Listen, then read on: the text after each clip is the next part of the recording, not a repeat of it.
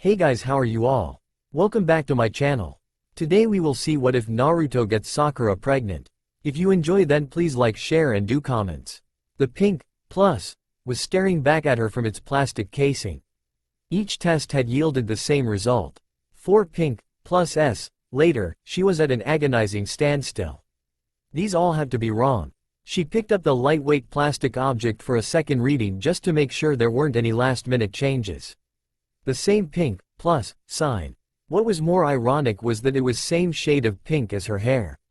She groaned as her back slid against the cold bathroom wall. Her legs collapsed under her and she slowly lowered herself to the floor. She sat there, holding her head in her hands as her elbows rested against her knees. Not me. It can't be. How did this happen? She asked herself. She knew how it happened. She just didn't know how it happened to her. It wasn't like her to be so irresponsible, but she had known, in the back of her mind, that it was a possibility all along. She had indications.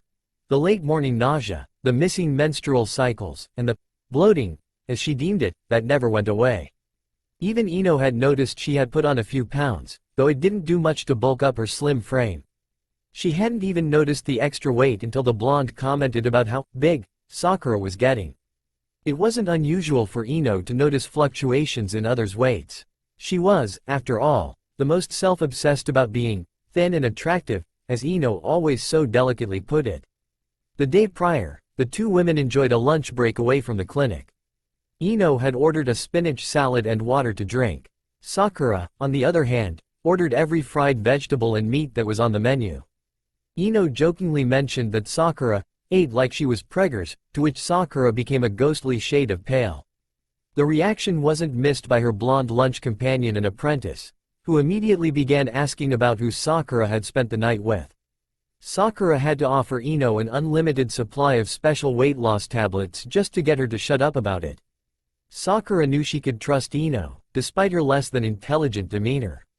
Ino was a very promising apprentice, one of the few that Konoha could boast. Sakura felt the biting pain in her hand, and yelped as she realized she had decimated her 4th test with her superhuman strength, as Naruto called it. She hadn't realized she was grasping it so tightly in her fist that she had turned it to a plastic memory of its former shape. She let it crumble to the floor, joining the previous 3 tests she had also crumbled earlier. She leaned her head back against the cool tile of the bathroom wall as she tried to think back to when it had occurred. It had been 3 months since they had celebrated the success of their big mission. They had eradicated the forest surrounding the Kinzan gold mine of rogue ninjas. The traitors were using the mine as both a hideout and a means to supply their terroristic actions. The mines were long ago abandoned, though it was rumored that gold was still abundant in the caves. Apparently, the rumor had some truth to it. It hadn't been much of a fight, really. They had easily disbanded the group, bringing a few back to Konoha for interrogation. The mission had been a success for many reasons. Because they found where the terrorists had been harvesting gold, the country was able to renew their financial stores. In the process, Konoha had received a new ally, and the former members of Team 7 were to blame for that milestone. Naruto was the only one who hadn't managed to come out of it uninjured. He was foolish enough to chase them into the mines, breaking his leg in the process. They were delayed a few days while she healed his wounds, chastising him about how the mine could have collapsed. He was always so headstrong and impatient, that much hadn't changed since their younger years. But they weren't kids anymore. Right now, they were both parents. Why wasn't I more careful? She asked herself, gently hitting her head on the creamy yellow tile. She knew the answer. She didn't think of the consequences. No matter how much she tried to convince herself that night didn't exist, she found she could still remember every single detail. Most of Konoha's shinobi had celebrated at Jiraiya's house that night. He was away, meeting with the Case in Tsunade on Tsunade's behalf. The two countries had successfully worked in unison to stop the rising terroristic threats that were sprouting throughout the land. The alliance was mainly due to Naruto, who had become good friends with Gaara years before, back when Akatsuki was a bit threat. Being Naruto's godfather, Jiraiya allowed him full use of the large house, and Naruto made use of it. Most of their old colleagues had come to join in on the celebration. Ino had spent the night flirting with Shikamaru, despite his constant disinterest. Lee, Tenten, and Shino were all on missions with their teams and missed out on the festivities. The older Jonin also came to celebrate, as it was an accomplishment for them to have their former students become such astute shinobi. She should have seen it coming, in all honesty. She had decided that she would enjoy the alcoholic beverages, and she did just that. Everyone had started to say their goodbyes by the time midnight came around. Kiba and Hinata had been the last two to leave, and Sakura had been pretty sure that Kiba was finally going to confess his love to Hinata. Both her and Naruto had joked about it, since everyone but Hinata seemed to know how Kiba felt. It wasn't that he kept it a secret, it was that he joked so much that Sakura could see how it would be difficult to really know whether or not he was serious. Hinata had come a long way since her introverted days. She was an excellent Jonin and a phenomenal teacher to her team. She was currently the appointed head of the Hyuga household, which she was planning to undertake jointly with her cousin, Neji. The two had become quite close since their exams years. Hinata was easily one of the most beautiful women in the village, and had her share of suitors, though she seemed to have no interest in any of them. Except one, and he was finally going to get around to telling her that. Sakura and Naruto had pretended to be Hinata and Kiba as he confessed his love to Hinata. Sakura could still remember the look in Naruto's eyes as he played his role as Kiba, confessing his undying love and devotion. It had felt as if he had almost meant it. Before she could commend him on his acting skills, he kissed her. She didn't resist his advances, much to her surprise. She never thought she would be kissing Naruto, the fearless and enthusiastic teammate whom she had known since childhood. But it was Naruto she kissed, returning his fervor. She blamed the alcohol, though deep down she knew that it wasn't entirely responsible for her actions in returning his endeavors. She recalled the soft, tentative kisses as they became more passionate and needing. They kissed until her lips tingled and burned. Their hands wandered over each other's clothing, finding their way under and through. It was clumsy, but it was never awkward. She reveled at how comfortable it felt with him. He was so careful with her, as if he was afraid she was a fragile glass doll. She giggled at his seriousness, but she couldn't deny that he, at times, felt so loving. It hadn't hurt as much as she thought it would, and it was far less awkward than she imagined. In fact, she enjoyed the feelings and sensations she encountered that night with him. It exceeded everything she had heard or expected. They had both been so inexperienced, but their desire made up for their lack of knowledge. She remembered how much his hands shook as he undressed her and the grave expression on his face as he asked her if she was sure this was what she wanted. They were both surprised at her enthusiasm as she pulled him down on her in a sudden rush of need and emotion. Sakura blamed the alcohol, but part of her doubted that it was the only reason for her actions. They spent hours in that bed, getting to know each other's body and exploring. They had finally exhausted themselves, falling asleep in the satin sheets of the guest bedroom. That morning, Sakura had awoken with a splitting headache and a sour taste in her mouth from the drinks the night before. She realized she wasn't clothed, and it took her a few minutes to realize where she was. It hadn't been a dream. She remembered feeling slightly disappointed at herself for being so wanton and careless with herself, especially with her own teammate and friend. She had quietly slipped out of the sheets, scavenging for her clothes from the night before.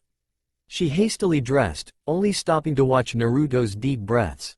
His face was so innocent as he dreamed dreams that she would never know. She silently slipped out of the house, attempting to make it home unseen. She drank a few glasses of water when she made it to her own apartment before collapsing into her own soft bed. She slept until the early evening, only awakening to the pounding on the door. She had been startled to find Naruto at her doorstep, nervously scratching his head and mumbling about being so sorry for what happened. She had stopped him mid-sentence, telling him that they were both drunk and no apology was necessary. She remembered the look in his eyes as she relieved him of his guilt. It wasn't entirely relief, there was something else. She had felt her stomach sink at how he responded, nodding his head and telling her to feel better before he retreated home. She was surprised at his indifference, as if she expected something more from him. She wasn't sure what it was that she expected, but she couldn't stop thinking about that night after he left her at the front door. There had been more awkward moments between them after that day. They were sent on a few missions together, though they were never alone. There was always an unspoken weight that hung between them. Sometimes she thought Kakashi could feel it, too. She had removed herself from the last mission he had been on, stating she wanted to spend more time at the clinic as well as practice her defensive jutsu. He had been disappointed when Tsunade briefed him on her last-minute withdrawal before he left, but he said nothing. He just looked at her with questioning blue eyes that were filled with a sort of sadness that hurt her. She wanted to talk to him, she just didn't know how. They had always been able to talk, they had been close since they were kids. But, they weren't kids anymore. Sakura sighed, running her index finger through the crumbled mess of plastic pregnancy tests on the floor. No, she couldn't deny it. She was most likely about 12 weeks along. And she hadn't known it. How could one of the most experienced medic nin not know she was carrying a living being in her own body? She could create an antidote to almost any poison she encountered. She was the best trauma medic that Konoha had ever seen, even surpassing Tsunade's skill. She could precisely pinpoint a bleed from over 100 yards away, even healing it from that distance. Yet, she didn't know she was carrying a child. A living, breathing, baby. What am I going to tell my parents? She thought, groaning at the concept. What was she going to tell everyone? She knew she had to speak to Tsunade, as the Hokage would know how to handle the situation. Sakura knew that she could easily drink a tea that would promote early uterine contractions, dispelling the dependent fetus, but she couldn't bring herself to do something like that. It was, after all, her actions that brought this consequence about. Most would be elated at the possibility of being pregnant, but she was in shock. She helped herself to her feet, standing at the sink. She turned on the cold water, letting it run for a few seconds before filling her cupped hands with the clear liquid. She leaned down, soaking her face with its coolness. She wiped her face with her soft cotton towel, looking at her reflection in the mirror. A pair of green eyes returned her gaze. She had slight dark rings under them, and pink hair hung limply as it fell over her shoulders. She decided to shower before she went to see Tsunade. She quickly slipped into the shower, letting the warm water beat against her back. She looked down at the slight bulge that protruded from her once flat abdomen. It wasn't entirely noticeable, so she could get away with wearing her normal clothes for the time being. Perhaps she would carry her medic pack up a little higher on her waist to cover some of it. It was then that the realization hit her: she was pregnant. Her hot tears mingled with the shower water, her body shaking from the sobs. She leaned against the shower, crying harder, pitying herself. She cried until she had no more tears. She resolved to see Tsunade before she made any decisions regarding the new development. She could leave Konoha on a mission for 6 months, easily, and put the baby up for adoption. Naruto would never have to know. She knew she couldn't do that to him. He deserved to know that she was carrying his child, too. The new revelation would have to wait until he returned from his current mission. They were traveling to Kumogakure, which wasn't a short journey in itself. She had no idea he would return. He had left with Shikamaru, Kakashi, and Shino the day before. It had been a secretive mission, and she hadn't pressed the issue with the Hokage. She suspected it involved some spying and information retrieval about the Land of Lightning's military movements. Naruto had stopped to say goodbye to her, but she pretended to not be home. He left her a note that told her where he was heading and that he hoped she would remain safe while he was away. She wondered how he would feel when he returned. Would he believe that it was his child? Would he hate her? Or would he be ecstatic? Would he turn and walk away from her again? She felt anxious at the unanswered questions that resounded in her head as she dried the water from her body. She looked at her slightly fuller figure in the mirror. How had she not seen this earlier? Well, I'm going to have to buy some ginger on the way home to calm my stomach in the mornings. She made a mental note to stop at the grocer's on the way back from Tsunade's. She dried her hair and put a floating blue dress to hide her new curves. No one will suspect anything, she told herself, judging her new size in the mirror. She knew that she was being too critical. Only Ino could notice a 5-pound weight gain. She touched her stomach, wondering if she would be able to feel it kick soon. She knew that she was, at the most, 12 weeks. Babies don't kick until at least 16 weeks. Good, I can pretend this isn't real for another month, she convinced herself. She grabbed her handbag from the chair as she headed for the door. She twisted the knob, and was greeted by a light breeze that was warmed by the sun. She breathed in the spring air, looking around the neighborhood. It would be a decent place to raise a child, she thought. She took another deep breath, calming her racing heart as she stepped out into the sunlight, into the newfound pages that were going to be both her life and the life of the child living inside of her. Sakura didn't remember much of the walk from her place to Tsunade's office. But, here she was before the oversized bronze-plated doors of the Hokage's workplace. She pushed the doors open with chakra-fueled ease as she quietly entered the building. Her silver sandals lightly tapped the white marble floors as she entered the doorway to the Hokage's quarters. She heard Shizune silently humming to herself from behind a thick-rimmed pair of reading glasses. "They're a cute look on her," Sakura thought. Shizune looked up, surprised to find Sakura standing before her. "Oh, Sakura, what brings you here today? It's your day off, I'd expect you to be as far away from hospital duties as possible." She smiled at her health clinic companion. Shizune's voice startled Sakura's thoughts, bringing her back to the present. "Huh?" she asked. She was lost in thought, slightly disoriented. "Oh, Shizune. Hi. Sorry, I was just thinking about something," she trailed off, embarrassed at her childish reaction. She smoothed her dress, fretting that Shizune could see her stomach protruding through it. "Something? Or someone? I know that look, I've seen it a million times on Ino's face," Shizune teased. "Please." Sakura rolled her eyes, "do not compare me to Ino." The two women laughed at Ino's expense. They both knew that Ino had a new flavor of the week, as she so endearingly termed it. She was constantly chasing a new boy. Though, to Sakura's surprise, she had been focused on Shikamaru for more than a week. In fact, it had almost been a month. "That's a record," Sakura thought. "I'll have to record this for memory's sake." Sakura's eyes fell on the vase of wildflowers on Shizune's desk. A grin spread across her ivory face. "Those are beautiful, Shizune." "Are they from an admirer?"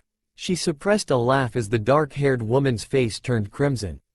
Sakura was well aware that Iruka had been sending various gifts to Shizune at the office. He was trying to woo the young receptionist to no avail. Though, as of lately, Sakura wasn't so sure that flattery hadn't won the raven-haired woman over. The color of Shizune's face at the mention of her admirer was enough to confirm her suspicions. "I suppose it's none of my business. But," she added with a nod toward the flowers, "you're very lucky to have someone want your attention so much. I bet he's very charming." Shizune seemed pleased at the praise, lightly touching the petals of the orange dahlia that was bending itself in her direction. She seemed lost in thought, gazing dreamily at the token of Iruka's undying love.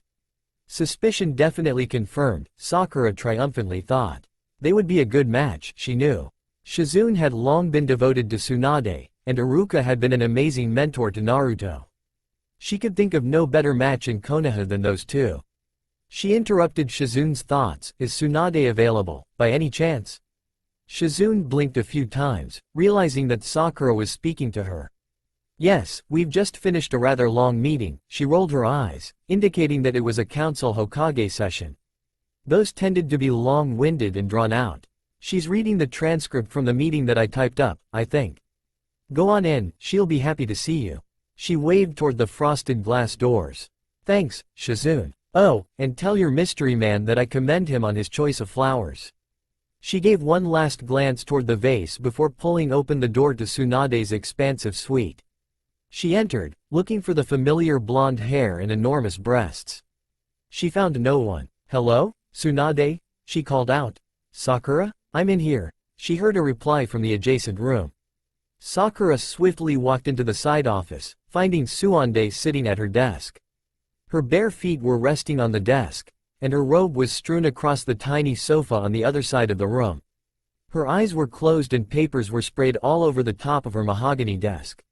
"Rough meeting?" Sakura grinned. "You have no idea," Tsunade groaned, rubbing her temples. "What brings you in? It's your day off, isn't it?" "Yes," Sakura affirmed. "How does everyone know my schedule?" I have something I need to talk to you about." She forced the words from her mouth. She felt the familiar tremor come back to her hands. Tsunade could sense the seriousness of Sakura's request.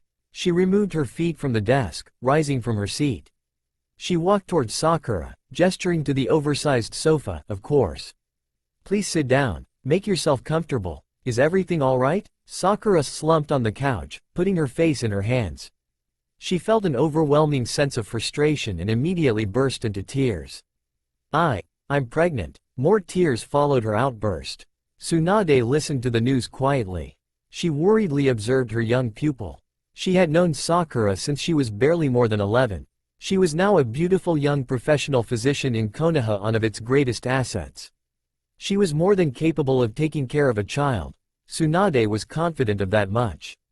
When Sakura had calmed down, she realized that Tsunade had not said anything since her outburst. She peered at Tsunade from between her fingers. Her former teacher was sitting with her hands slightly covering her mouth. Sakura raised her head, meeting Tsunade's eyes. "Well, aren't you going to yell at me or something?" Sakura croaked, her throat raw from crying. Tsunade held her gaze for another half of a minute before breaking out into a fit of laughter. Sakura was taken aback by her boss's fit of hysteria. I don't understand. What's so funny?" she squealed, frustrated at the Hokage's reaction. She said between fits, "I was wondering when you would realize it." More laughter. "What?" Sakura roared, "You knew?" "Of course I knew. I have been a medic for over 40 years, don't you think I could see the signs?" she retorted. Sakura was mortified. How could she know before Sakura? Who was the one carrying the child? She stuttered in disbelief. "You were constantly feeling nauseous at every morning report. I've known you since you were a child, don't you think I would notice if you put on 5 to 10 extra pounds?" she pointed out. Sakura was completely baffled at the revelation. "I don't know what to say. I just found out and I'm still in shock." "Oh, Tsunade, I don't know what to do." Her green eyes showed her concern as a new mother, as well as her vulnerability. She hadn't intended to become a parent so soon. Tsunade stood up and took a seat next to Sakura, pulling her into a motherly hug. "Well, first of all, we need to start you on prenatal vitamins. You'll need a sonogram since you're probably about 10 to 12 weeks along. You'll need some parenting books." "I didn't say I was going to have the baby," Sakura blurted. She quickly covered her mouth with both hands. Her eyes widened at her sudden outburst. Tsunade was silent. "Tsunade, I'm sorry." The Hokage shook her head. "No, I'm sorry for assuming. I know you're scared, and this was unplanned. I will respect whatever decision you come to. I do, however, want to say that I think you'll be an excellent mother." "You are more than ready, Sakura." Sakura thought about her mentor's words before replying. "I just don't know what to do. I'm still in shock about it all. I never planned this. I never expected I'd be a mother. I'm not even married. What are my parents going to say?" she groaned at the thought. She knew her parents would be angry. They were traditional in their beliefs. It was customary for a woman and man to be married before they had children. "Not everyone gets married, Sakura. Look at Kurenai. She's been a single mother since Asuma," she trailed off. "Since Asuma was killed." She didn't need to finish the statement, it was unnecessary. Sakura knew what Tsunade meant. Kurenai had raised their child since his death years before. The young girl, Hanako, or Hana, as the village so affectionately deemed her, was about 6 years old. Tsunade interrupted her thoughts, and, "Perhaps this is a little premature. But you could always talk to Kurenai about your worries. She is, after all, going to have a baby around the same time as you." "What? You don't mean, you can't mean," she was at a loss for words, "Kurenai was pregnant." "Again?" Tsunade nodded. "I mean, she is going to have her second child, Sakura." She confirmed what Sakura had thought she was insinuating. The Hokage continued, "Close your mouth, you're gaping. That's not becoming of a professional, young lady." She smiled at the younger woman. Sakura was taken aback by Tsunade's revelation. Kurenai was going to have a baby. Kakashi had been helping with her care for Hana since the child's birth, which Sakura suspected he felt was his duty as Asuma's close friend. She couldn't deny she hadn't thought of the possibility of an emotional attachment between Kakashi and Kurenai. The two were often seen together, though neither admitted to dating the other despite everyone's constant joking. Sakura had known Kakashi since her early school days and she had never seen him so revived. In her heart, she knew there was an unspoken bond between the two adults. She didn't blame them for falling in love, as they were both wonderfully caring, especially toward Hana. They both deserved happiness after everything that had happened. "So, you do have someone to share your feelings with. Kurenai would be a good source of advice and counsel." "I will have to think about that," Sakura promised. She realized her hand was resting on her abdomen. Tsunade noticed it also. "Are you having any cramping? Any loss of weight or unusual bleeding?" she asked, worry etched on her face. Sakura was touched at her concern. "No, none at all." She closed her eyes and leaned back against the soft couch. I just don't know what to do." I trust that you'll make the best decision for you, Sakura. Something in her voice made Sakura wince. Out with it, Tsunade, she mumbled, bracing herself for what was to come. The father, is it? She hesitated, waiting for Sakura's reaction. She had long suspected that the two former teammates shared a bond that was beyond friendship, though Sakura never seemed to realize the depth of her attachment to the son of the fourth. It is, she nodded, her eyes still closed. I'm not sure how he's going to take it. I think he'll take it quite well, actually. He seems like a man who would love a family. He's much like both of his parents, the Hokage remarked thoughtfully. Really? He's never really spoken of them. I am aware that the fourth, Minato, was his father. But what about his mother? Sakura's interest was piqued. Kushina, Tsunade recalled, was an exceptionally beautiful and talented kunoichi. She had caught Minato's heart, and he was smitten since then. Who would have thought that Konoha's yellow flash, not to mention Hokage, would have been so easily brought to his knees? She smiled at the memory. You never saw one without the other. He was a student of Jiraiya, you know. That old fart was so excited when Minato asked him to be the child's godfather.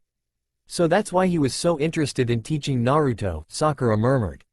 She had often wondered why he was so adamant about being Naruto's mentor. Now, it made much more sense. I think he has exceeded both of his parents in strength and determination. They would be very proud of him if they were still living, she trailed off, her voice filled with sadness. They sound like amazing parents. He was very lucky, I'm sure they loved him very much, Sakura whispered. They did. Enough for Kushina to risk her life to carry him to term and for Minato to give his life for his own son, she concluded. Her eyes met with Sakura's beautiful green ones. Just make sure you are honest with him. He deserves that much. Sakura nodded. She knew Tsunade was right.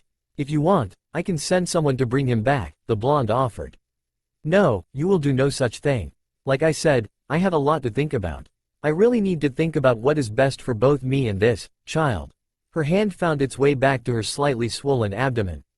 So, was it worth it? The older woman teased. Sakura glared at the Hokage's mischievous grin. She could feel her ears turn red. That's none of your business.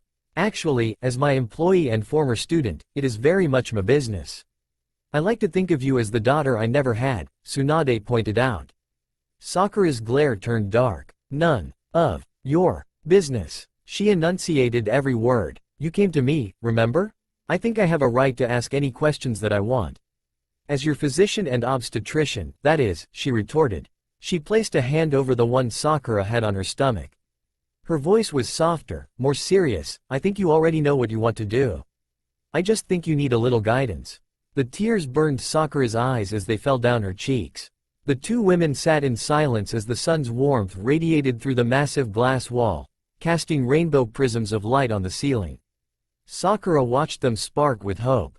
The silent content was interrupted by Shizun's voice echoing through the suite. Tsunade, a carrier pigeon has brought word back from Jiraiya.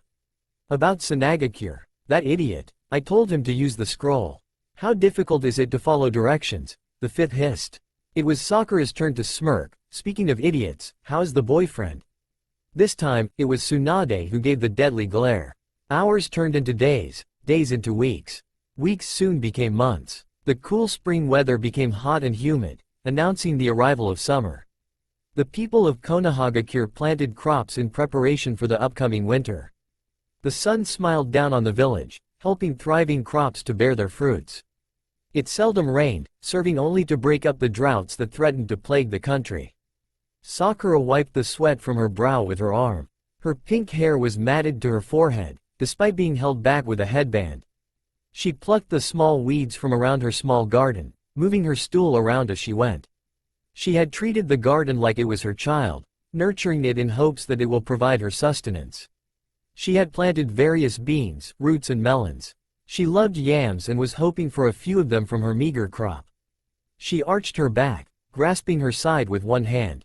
Her back always hurt when she was in one position for too long. She wiped more sweat from her head, smearing the brown earth along her cheek. Her sleeveless gray shift dress fit her comfortably. She had to buy new clothes to fit her expanding midsection. She actually liked her new curves, they made feel womanly. She wasn't concerned with the stretch marks that were scattered along the sides of her abdomen. They only served to prove she had carried a living being inside of her. She gingerly plucked the rotund, ripe blueberries from the bush, gently placing them into her apron pocket. She was excited to use them for baking, as she had allowed herself time off from the clinic to teach herself some basic cooking skills. Turns out, she was really chef at heart. She was even more excited to pick the cherries off of the tree she had found near her house. They were her favorite fruit. And, as of late, she had been craving cherry tarts. With wasabi. She froze, suddenly placing her hand on her swollen abdomen. She was progressing in her pregnancy and her unborn child was attempting to kick its way out of the womb, she concluded. She tenderly smiled as she felt the life moving inside of her. She had talked to Kurenai, after much debate about what she should do. The older woman was very empathetic to Sakura's predicament. She, too, had known what it was like to have a child without first creating proper attachments with her partner. Regardless, Kurenai was her support through all of this, telling her what to expect, how to cope, and just listening to her fears. According to Kurenai, Kakashi was indeed a good role model for Hana, treating her as if she was his own child. He was nervous about the birth of his first child, something Sakura found to be endearing. She had never thought she would describe Kakashi as endearing. Ever. Another kick. She rubbed her stomach. Just a little while longer. Then I can meet you, she cooed lightly. She loved the baby more than anything. She hadn't tried to fall in love with it, it had come naturally. She chose to have the baby blindly, that is, she didn't want to know the. She figured that the pregnancy had been a surprise, why not the baby's gender? Another back spasm forced her to take a brief break. She sat cross-legged on the ground, nibbling at a few blueberries. They were the perfect shade of dark blue, and were remarkably sweet. The baby stopped fussing. So, you like blueberries, huh? I'll make you something delicious, I promise. She was already fantasizing about what she would make for dinner tonight. She remembered that she had invited Tsunade and Jiraiya over for dinner. She would have to think of a proper menu. Tsunade had commented on how domesticated Sakura had become. She noted that it suited Sakura well. The pink-haired woman couldn't disagree with her instructor. She had become quite attached to the idea of being a stay-at-home mother. She loved medicine, though, and knew that she would have to split her time between her child and her job. She did see a few patients out of her small cottage, mainly outpatient house calls that didn't risk her health. Tsunade had allowed her to practice some defensive jutsus, which she easily mastered. She knew she would be a stronger asset when the time came for her to go on missions. She had become much stronger these past 6 years. Probably one of the more stronger kunoichi Konoha had ever seen. She had even mastered Tsunade's healing slug summoning technique in less time than her predecessor. It hadn't gone unnoticed by the Hokage, either. Sakura was touched by the support the townspeople and her own comrades had shown her. While most were curious as to who the father was, only a handful guessed correctly. Not to Sakura's face, though. They respected her too much, but curiosity wasn't something she could control. Somehow, Rock Lee had been able to convince himself of the immaculate conception between him and Sakura. She had gone crashing into his team's meeting in a rage of hormones. A few jonin had to come and escort her out, but not until after he was running from her in a fit of tears. She later mended his wounds, apologizing for her behavior. She may have even told him that carrying his child would have been an honor. Again, that was the hormones. She had to snicker when he flinched every time she approached him from behind. He was fearful of the hormonal kunoichi, as Kiba had nicknamed her. Ino liked to call her Sakurazilla. She had threatened to strangle Ino if she ever called her that name outside of her cottage. Again, hormones. Ino was planning to hold a baby shower after the birth of the child, as was customary in pregnancies. Sakura was touched at how mature Ino had become when she told her of the pregnancy. She hadn't believed Sakura at first, but immediately began playing a fatherly role to Sakura's child. Sometimes she liked to lean down and talk to Sakura's stomach, hoping the baby would recognize her by her voice. Sai had told her he had read it in a book, of course. That had quickly ended when the baby began to kick so hard that Sakura had indigestion for hours. Ino squealed in delight at the thought of the baby recognizing her voice and kicking out of joy from hearing Aunt Ino's voice. Sakura, on the other hand, felt the child just wanted the torture to end. She was fairly confident that the baby would fear Ino. If not, she would make sure of it. Despite Ino's ridiculous behavior, Her, Hinata, and Tenten had been exceptionally supportive. They never asked questions, only offered help when needed. Sakura looked at her feet, they were disappearing quickly. Soon she would have to call on that help to aid her with putting on her shoes. She was grateful for the outpouring of support. She had feared she would be judged and criticized, but no one had lived up to those expectations.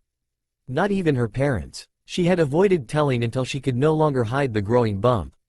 They had stopped by her apartment after months of not hearing from their daughter. She smiled at the memory of their surprise when she opened the door, 4 months pregnant and obvious. Her mother immediately burst into tears. Sakura thought the end of her own life was coming, until her mother hugged her, telling her she had always dreamed of the day she would have grandchildren. Her father even shed a few tears, much to Sakura's surprise. She had been overwhelmed by their support, too, though she froze when they began talking about the father and planning a wedding. "I'm not getting married," she had growled. "But, honey, you have to get married. You can't just start having babies and waltzing around town without a man. It's not becoming of a woman your age. What will everyone think?" her mom fretted. "I don't care what everyone thinks," she argued. "I'm already pregnant, aren't I?" But, you just can't," she wailed. "Watch me," she roared. That had ended that conversation. She finished plucking blueberries and moved on to weeding the garden. She looked at the sky. It was a clear sunny day, not a cloud in sight. Her normal ivory skin had taken on a golden tan. Every time someone told her she was glowing with motherhood, she refused to believe it was due to the pregnancy. She mostly heard that from Rock Lee and his close associate, Guy, whom she was convinced knew nothing about motherhood. Those two, she thought, are like peas in a pod. Peas. She remembered that she had planted peas around, somewhere. She slowly brought herself down onto her knees, scavenging through her garden on all fours. Peas would be good in a cold salad. She didn't think that they would be ready for eating, but if she could just get a few pods. "Sakura?" came a familiar voice. She quickly turned her head around, finding Naruto grinning behind her. He was carrying his duffel bag. He must have come to find her immediately. "Nice place. I went to your old apartment, and found a nice old lady who gave me these." He held up the small cakes wrapped in tissue. "These are delicious. I may have to go back for more." His grin was contagious, she found herself returning it with as much enthusiasm. She started to rise from her position when another back spasm tore through her. She put her hand on her back, with a gasp of pain. "Sakura, here, let me help." He was at her side, helping her up. "Are you Al?" His eyes grew wide when he saw why she was having difficulty rising. Her stomach was huge. Your stomach is so big," he blurted. The shock was evident on his face. She immediately became defensive, pushing him away. "Are you calling me fat?" she hissed. "No. But, what happened?" he asked in amazement, his eyes never leaving her protruding stomach. She instinctively placed her hands protectively over her expanding midsection. "Well, you see, when two people decide to become intimate," she began sarcastically. "I know, Sakura," he replied. "I mean, why didn't I know about this? You were on a mission, and it was very important. Why would I worry you by telling you I'm growing an alien in my belly?" she joked. She knew he would be hurt, but she didn't want him to sacrifice his mission for her. I thought we're close enough that you would tell me about that," he gestured toward her belly. "That just happens to be a living thing, Naruto," she shot back. She could feel the unjustified anger building. This was not how she had wanted to tell him. "I'm sorry. This isn't how I wanted you to find out." "Well, it's no party for me either," he replied, sadly. He looked up, his eyes full of angst. Whose is it?" he asked timidly, not thinking of what he was truly asking her. She was taken aback by his question. How could he possibly ask her that? Did he not know her since childhood? Did he think that she was some harlot who slept with everyone in the town? Neither of them had been with anyone prior to their encounter 6 months earlier. How could he ask her whose it is? The dam that is holding back her anger broke, and her emotions began to run rampant. "Whose is it?" she hissed. "Whose is it? What is that supposed to mean? What the fuck does that mean, Naruto?" I just thought that," he stuttered. "Let's see, it could be anyone's. Take your pick," she gestured wildly. "Should I start naming men in this village? It could be anyone's child, honestly. Take your fucking pick, Naruto," she spat. "I'm sorry, Sakura, I didn't think," he began. Again, she interrupted. "What? Did you think it was yours?" she laughed darkly. "Did you really think that I was having your baby?" No, don't worry Naruto, you owe me nothing. This is not your responsibility. He knew he had erred the moment he asked who the father could be. He knew that she was not the type of person so sleep around. But, it had been in the back of his mind. It was her, after all, who wanted to forget about the whole incident half of a year ago. He had not regretted his actions. He cared about his former teammate. He had been in love with her since they were students. He had come to her house that day to tell her that he was sorry that it had taken a drunken night of celebration for him to confess his feelings, and he was going to re-profess his devotion to her had she not stopped him. She had told him that he had no reason to apologize, but he felt he had every reason to apologize. He loved her. He wanted whatever happened between them to be special, not booze-fueled. He spent the last 6 months regretting that he hadn't shared his feelings with her. He honestly felt that she loved him back, but had denied her feelings. If he could have only told her how he felt, maybe she would realize them. She had told him she loved him that night too, and he had felt that she had truly meant it. He had wanted to see her the moment he had returned to tell her he loved her more than anything else. That he wanted to spend his life with her, to start a family with her, to find that she was starting a family without him. He was sure that her pregnancy was a result of their tryst, but the doubt still lingered. And in that 1 second, he had asked all the wrong questions. He felt so stupid for even thinking that she was capable of doing what he had insinuated. It was just so awkward. She could see the pain in his eyes. She felt her own pain at the doubt that crossed his face. Did he really think this of her? Sakura, he whispered, I didn't mean it, I'm sorry. He took a step toward her, reaching out to touch her arm. She pulled away from him. It's not yours, Naruto, don't worry. It's someone else's, so just leave, she stonily cautioned. Sakura, his blue eyes pleaded with her. She almost cracked at the pain she sensed in them. But she was too angry to back down, no matter the extent of the hurt she inflicted on him. Leave, she warned. I don't need your pity, just leave. She pointed toward the direction he had came.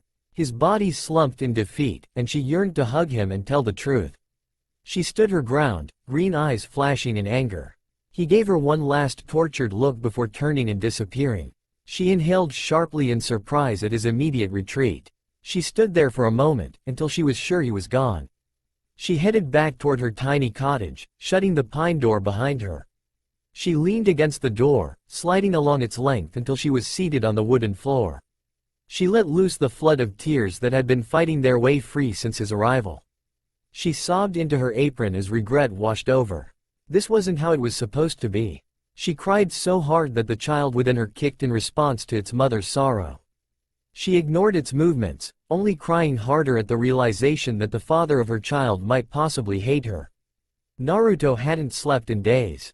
Sakura's words lived inside his head, surfacing anytime his mind was not occupied. He begged the Hokage to send him on another mission as soon as possible. She merely raised an eyebrow at his request. I'll see what I can do, was her response. Well, see what you can do, faster, he urged. She sighed, leaning back in her intricately backed chair. And why the sudden rush for a mission? She asked gravely, don't you want to spend time with those closest to you after 3 months of being away? I've seen my friends, he grumbled. What about Sakura? She pressed. What about her? He challenged. She remained silent, studying him. She suspected that something had happened between the two. It had not gone as planned, or so she figured. Most likely, it had been something Naruto said or did, as Sakura had been on edge lately. She merely nodded her acquiescence, though she had no intention of sending him away, not with an estimated 12 weeks until the baby's birth. He had turned on heel and quickly exited her office. That boy, she sighed, is about to get a surprise of a lifetime. That boy, Jiraiya replied, as he walked into her office, is technically a man. Tsunade studied her lover. He was right. It had been over 6 years since Pain's invasion and supposed murder of Jiraiya. It had been over 6 years since Naruto had finally faced off with Sasuke, realizing he couldn't save his childhood friend from his obsession with revenge. Sasuke had been driven mad by his tortured thoughts, even once he realized Madara Uchiha had been using him. She met Jiraiya's steady gaze. You're right. We are getting old. You are old, my love, he corrected. You are sleeping on the couch, she replied, a knowing smile spreading across her lips. Kakashi found Naruto at the Ichiraku ramen bar, wallowing in self-pity. Well, his wallowing was consuming 8 bowls of ramen. But, that is Naruto. When are you going to give that stuff up? Kakashi asked. Never, Naruto answered through a full mouth of noodles. Ah, Sakura-chan. How are you? The owner of the ramen bar cooed to the glowing woman. She smiled at him as he handed her 2 bags full of containers filled with her newest craving. The usual tonight, I see? Yes, she replied, pointing to her abdomen. Someone has been having a serious craving for ramen that I can't explain. The owner glanced sideways at Naruto before nodding and smiling at his hungry customer. Well, please enjoy, and call if you need anything. He waved his goodbye as she turned to leave. Naruto hadn't been seated at his normal place at the bar, so it was no surprise that Sakura hadn't noticed he was there. Kakashi watched as the 2 pairs of eyes met as she made her way out of the ramen bar. She froze when she saw him, her hand immediately going to her stomach. She opened her mouth, as if to say something, before thinking better of it and swiftly exiting the premises. She had pushed the doors open with so much force that they came crashing back into the small restaurant, falling off their hinges. The owner simply smiled. New lives. Aren't they wondrous? Kakashi had seen the whole interaction. Naruto's eyes never left her as she entered and exited the building. He immediately went back to eating after she left. Are you two not speaking? He asked Naruto. He noticed the dark rings under the blonde man's eyes. HMPH, he replied, reaching for another steaming bowl of ramen. That's unusual for you two. You were inseparable since you returned from training with Jiraiya. Maybe you should talk to her, he proposed. No, she's gone a bit wacky in the head. Besides, she has other things to worry about. Like babies. He mumbled grumpily. Kakashi knew he was masking his true feelings. Oh, and I hear a congratulations is in order for you. I hear Kurenai is due soon. Kakashi blushed at Naruto's inferred message. He didn't know why they didn't just admit their relationship. The Jonin felt guilty at times for his relationship with his late friend's lover. They had many conversations about it, and Kurenai felt that Asuma would be happy for the two. Then, there was the concrete evidence of their relationship, the unborn child that Kurenai carried. He was nervous about becoming a father. The loss of his own father was too painful and he feared that same fate for his unborn child. Thanks, he blushed more crimson as he scratched his head at the awkwardness of the conversation. I'm happy for you too, I really am, Naruto confided. Have you? Kakashi was unsure as to how to broach the subject. Have you spoken to Sakura about her pregnancy? Yeah, it ended in her yelling at me after I asked who the father was, he admitted. Kakashi groaned, so that was it. You are an idiot, he murmured. It was a typical knucklehead question that only Naruto could ask. At the most inappropriate time, no less. Huh? Nothing, Kakashi answered. So Naruto didn't know. He had to suspect it, surely. Who do you think the father is? Naruto pushed his bowl of ramen away from him, his appetite suddenly diminished. Well? Do you think it's you? Kakashi pressed. He watched Naruto crack his knuckles nervously. I had thought that maybe, just maybe, he trailed off, his voice barely a whisper. Naruto, is there a possibility that you may be the father of this child? Kakashi asked pointedly. Yes, he nodded, his mouth turning into an unfamiliar frown. I thought that it might be possible. That she could be carrying my baby. Our baby. And if she were, how does that make you feel? He continued. Is this a therapy session? Naruto asked, anger edging its way into his voice. If that's what you want, then it can be. I'm getting to a point, so just bear with me, Kakashi said defensively. How does it make me feel? I don't know. I haven't really had time to think about it. Do I want a family? Of course, I think it would be the greatest feeling in the world, Naruto said thoughtfully. A slight crooked smile made an appearance. Kakashi nodded. How do you feel about Sakura? Naruto's turned his face away from Kakashi. The silver-haired Jonin sighed. I can see it, Naruto. I could see it since you were children. You only agreed to bring Sasuke back to make her happy. You love her, don't you? It wasn't so much of a question as it was a statement. Naruto slammed his fist on the table, flipping the half-eaten bowl of ramen. He wasn't angry at Kakashi, he was angry at himself for not telling Sakura his feelings. Yes, he whispered, his eyes closed. She's all I ever think about. And ever since that night after we returned from the gold mines, I thought she only spent the night with me because she was drunk. Not because she returned my feelings or even knew how I felt. She just told me to forget it, and have everything go back to normal. He paused, looking past Kakashi toward the door. But I couldn't forget about it. He didn't know why he was spilling his guts to Kakashi. Maybe it was because he was so damn tired. Well, did you ever think that perhaps a certain young, single woman could be exhausted and over-hormonal? And that may not make her the most rational when a certain young man asks silly and inappropriate questions that he already knows the answer to. He sat back in his chair, his arms crossed across his chest. He was becoming impatient with Naruto's inability to see what was so obvious to everyone else. Minutes passed, and Kakashi swore he could hear the wheels turning in Naruto's head. Suddenly, his face lit up, as if he had just had a revelation. Bingo! Kakashi thought. Do you mean that she's having someone else's baby, but does love me? Naruto asked. What the? Kakashi answered Naruto's question with an open palm slap to the back of his head. Ow, Kakashi-sensei. What was that for? That hurt. He was rubbing his already sore head. It throbbed from where Kakashi had smacked it. Sometimes I wonder how you make it from day to day. Seriously, Naruto. Could you be any more thick-headed? Kakashi asked. What the hell does that mean? I'm not thick-headed, ow. Another smack. Do you really think it's not your child Sakura is carrying? Kakashi hissed. It was rare that he let his frustration show, and right now, Naruto was testing his nerves. Are you saying? He ducked under what would have potentially been a third connection between Kakashi's hand and Naruto's head. Relax, I'm just joking with you. You really shouldn't hit the future Hokage. It could be bad for you, you know. Naruto was rubbing the sore lump on his head. At this rate, you will never become Hokage.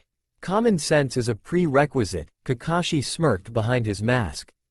You really think I'm gonna be a father? Naruto asked, almost dreamily. The older man sighed. I know that you'll be a father. Kurenai and Sakura had talked quite a bit while we were gone, you know. So, I have it on good authority. Not the details, just the facts, he promised his former student. Naruto suddenly grinned his old, familiar smile. You and I are both going to be fathers at the same exact time. Except you are way older than me. Kakashi thought Naruto dragged the "A" out for far too long. He raised his arm, pretending to take another shot at Naruto. Naruto ordered a round of sake for the two men. To fatherhood, Naruto said, before drinking the alcoholic liquid. And to healthy children, Kakashi added, his eye crinkling behind his mask. Naruto could have sworn that he saw tears forming in Kakashi's eye. The two sat in silence for a few moments. Naruto was the first to break the comfortable silence. I'm scared to become a father, Kakashi, he whispered. So am I, Kakashi agreed, so am I. Jiraiya, Kiba, Shino and Shikamaru had joined the two men at the ramen bar. More rounds of sake were followed by more congratulations. You know, I'm actually afraid of Kurenai, Kakashi slurred. She truly scares me when she's pregnant. Kiba was rolling with laughter at Kakashi's speech about his and Shino's former team leader. I think she could take you, Kakashi, really. I bet she could, was his reply. Oh shit, there she is now. Kiba pointed over Kakashi's shoulder. She's coming this way, and she looks pissed. He widened his eyes pretending to be afraid. Does she see me? Kakashi squeaked, hunching his shoulders. I can't be sure, but man does she look mad, he said with mocked seriousness. Kakashi climbed under the table. Tell her I went to the restroom, he mumbled. She's gonna kill me, he yelped. They heard a bang from under the table. Kiba was howling at how easily a drunken Kakashi could be tricked. It was just too easy, he roared, knocking his drink all over the table. Shino leaned to look under the table, finding the source of the noise. I do not think Kakashi will be drinking any more tonight. Why? Because he is unconscious. Bummer, Naruto said, lifting his glass before downing it. He wiped his mouth with his sleeve. He's much more fun after a few drinks. Kiba wiped the tears from his eyes. Woo, that was fucking great. Jiraiya was watching the entire scene contently. He was getting too old to be drinking like these young shinobi, he thought as he sipped his tea. Jiraiya, what are Tsunade's breasts like? Kiba made hand gestures approximating the size of the Hokage's breasts. You wish you knew, he replied calmly. That's what I'm asking you. You've obviously seen them, Kiba retorted like a smartass. And you obviously have not seen any. Jiraiya found he was slightly irritated at how the young man was talking about his lover. Sure, he had talked about her like that from the time he met her. But that was different. Kiba's face darkened as he fell into a depression. He quietly sipped his beverage. Shino looked at Kiba through his dark glasses that he was never without. Kiba, I think he has a point. Shut it, Shino, he snapped at his former teammate. Why? Because I'll fucking kill you. He mocked Shino's manner of speaking. I'd be afraid of your threat, but I know your weaknesses. How? Because I am much better at observing than you are, Shino calmly replied. Kiba responded by throwing a cup at Shino's head. Shino swiftly moved his head as the clay drinking instrument crashed against the wall, shattering into a few larger pieces. Point in hand, I was prepared for your reaction. It looked as if Shino's mouth had momentarily twitched into the closest thing to a smile anyone had ever seen cross his face. Quit it you two, Shikamaru growled. You are both too troublesome, I don't know why I hang out with you. Because, Shino replied, you wish to avoid Ino's flirtatious demeanor. The bug ninja took a long drink, his face not showing any emotion as he continued, and purely because we are awesome. Both Naruto and Kiba guffawed at Shino's rare and momentous humor. Kiba had forgotten his previous hostility, high-fiving his on-again friend. The fact that Shino knew how to high-five back was a surprise to Naruto. Thanks for coming out, you guys, Naruto said, seriously. HMPH, was Shikamaru's reply. Shino nodded. Kakashi snored. Hell, you're gonna be a dad, Naruto. He nodded his head in respect, that's big. Naruto thought about Kiba's rare pearl of wisdom. He was right, it was big. And he should be sharing that with Sakura. She was doing all of this alone, and he was acting like an idiot. Hey Naruto, Kiba grinned mischievously. How hot is Sakura without clothes on? This time, it was Naruto who chucked something. It was a glass pitcher that held their beverage. He didn't miss his target. Great, thought Jiraiya. Now I have to figure out how to get two unconscious men home. The light was blinding him. He rolled over as the room spun with him. He laid there until the movement stopped, drifting in and out of sleep. He heard someone snoring next to him. Suddenly an arm splayed across his back. Where the hell am I? He asked himself. He risked a peek at the person snoring next to him, secretly hoping for a hot girl. Perhaps pink hair. What the hell? He screamed, jumping from the bed. Kakashi was flung off the edge of the bed, hitting the floor with a sickening thud. He immediately sat up, looking around the room in confusion. What is it? The silver-haired Jonin groggily murmured. You were trying to spoon me. Naruto was pointing angrily at Kakashi. Spoon you? He was confused and drowsy. Not to mention he had a splitting headache. What's all the fucking noise for? Kiba yawned from the foot of the bed. He was curled in a seemingly uncomfortable position. He sleepily rubbed his eyes. Had he been there all night? Naruto wondered. Why you were here, too? Naruto asked, exasperated. Kiba shrugged his indifference. You are all awake I see, Shino said, entering the room in nothing but a towel and his dark glasses. Shit, Shino. Put some damn clothes on, Kiba growled. I am fully decent, Kiba. I know it's a lot of man to handle, Shino retorted, drying his spiky hair. Naruto, what were you saying about a spoon? I think he was saying Kakashi was making him be the little spoon. You know, his bitch, Kiba laughed as he took a swipe at Naruto. Kakashi looked around the room, still confused at the exchange. My head hurts. He rubbed the sore spot on his head, where it had collided with the table the night before. No shit, you decided to go spelunking under the table to hide from Kurenai. Kiba began recounting the night's events. Kurenai. Kakashi groaned, she is going to kill me. Most definitely, she will be angry, Shino agreed. Kakashi grabbed the satin comforter from the bed, covering himself as he laid where he landed. If he was going to be berated for not coming home, he at least wanted a good rest before taking it. Oi, Kakashi, you gotta face the music sometime, Kiba said, stretching out along the length of the bed. Not while I'm about to puke, Kakashi moaned. Dude, Kiba. You sleep like a dog, Naruto pointed out. Thanks. Kiba grinned, breaking into a yawn. Tsunade entered the bedroom. Shino, embarrassed at his state of undress, scrambled under the covers, unintentionally dropping his towel on the floor. Breakfast, anyone? She asked in a sing-song voice. She stood there with an apron covering the front of her Hokage uniform. She waved them into the kitchen before disappearing. Shino's face was red from embarrassment. That was unexpected, he murmured. Yeah, I never wanted to see you without clothes on, either, Naruto pointed out, and I don't want to ever again. Kiba snorted at Naruto's comment. Where's Shikamaru? He looked around the room.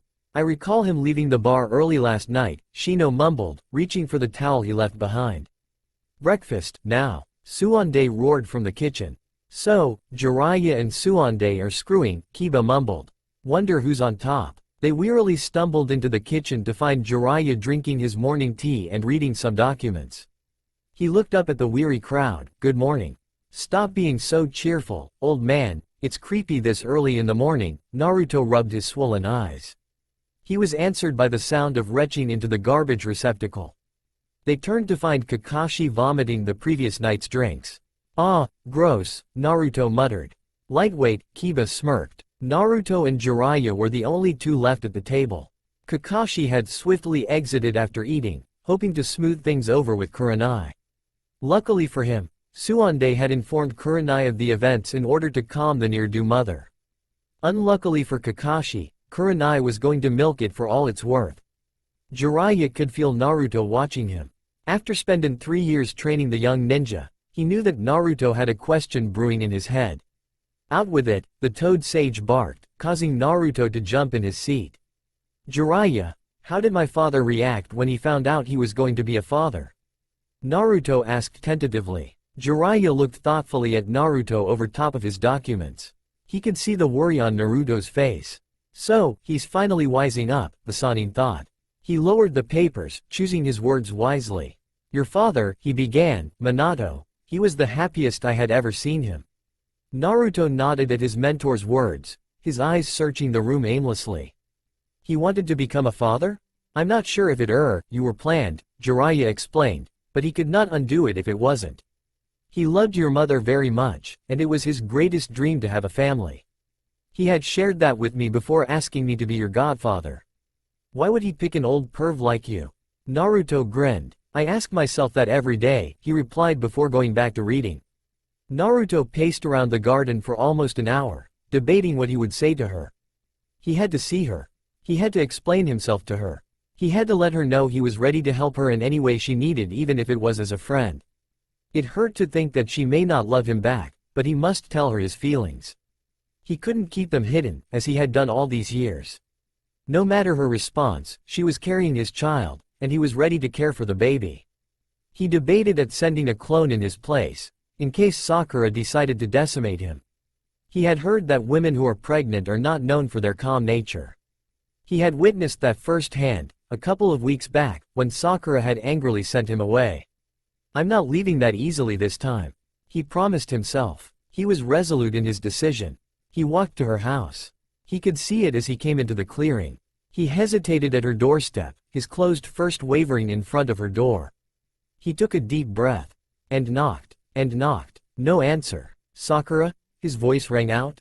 Are you home? It's me, Naruto. Please open the door. Still, no answer. He was becoming impatient. He noticed that the curtains were open in one of the front windows, so he walked over to it, peering in.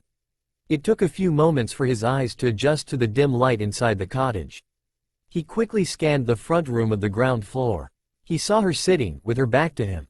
Her long pink hair hanging loosely down her back. She was slumped over. He knocked on the window. Sakura, please, I just want to talk to you. She remained motionless, her back to him. He tried to see if she was breathing, but the lighting was not conducive for fine, detailed vision. He began to panic. Sakura, he yelled, are you alright? He stumbled back to the front door, turning the handle. It moved without resistance. He flung the door open, quickly striding to where she was hunched over. Sakura, his voice was tense with worry. She jumped, startled at the sound of his voice so close. She turned, staring at him incredulously. Naruto, what the hell are you doing here? She asked, her own voice shaking from his unexpected presence. She pulled the stethoscope out of her ears, leaving it around her neck. I thought something was wrong, he stuttered, ashamed at his bravado. He had misread her posture and lack of response as an emergency situation. I thought that you were hurt. I had knocked on the door, and you didn't answer. I assumed the worst. I'm sorry, he squeaked, embarrassed at his rashness. She had been caught completely off guard. She turned to find her door completely open, the fall sun casting a shadow into her den. She looked back to him, studying his face with confused green eyes. "You thought I was hurt?" she whispered. Suddenly she realized where he must have misread the situation. She held up the bell of her stethoscope. "Sorry, I was just listening with this." "Listening with it?" Naruto repeated, still confused at the entire situation. "This is what I use in the clinic to listen to patients' hearts," she explained. "But you were listening to your stomach," he pointed out. "I wasn't listening to my heart," she smiled tenderly. "Here, you listen." She removed the ear attachments from around her neck, holding them out to him. "Just put these in your ears." He shakily took them from her hands, placing them into his ears. Everything him became silent. He could see Sakura's lips move, but no sound was audible. So that was why she couldn't hear me, he realized. He watched her point toward her abdomen, as she put the wider portion of the instrument high on her bare stomach. A soft fluttering sound filled his ears. His eyes widened in amazement. "That's the baby?" he yelled. Sakura chuckled, and signaled him to take the stethoscope out of his ears. He didn't realize how loud he was talking. He grinned as he was once again surrounded by sound. "Sorry, you were listening to the baby's heartbeat," Sakura explained.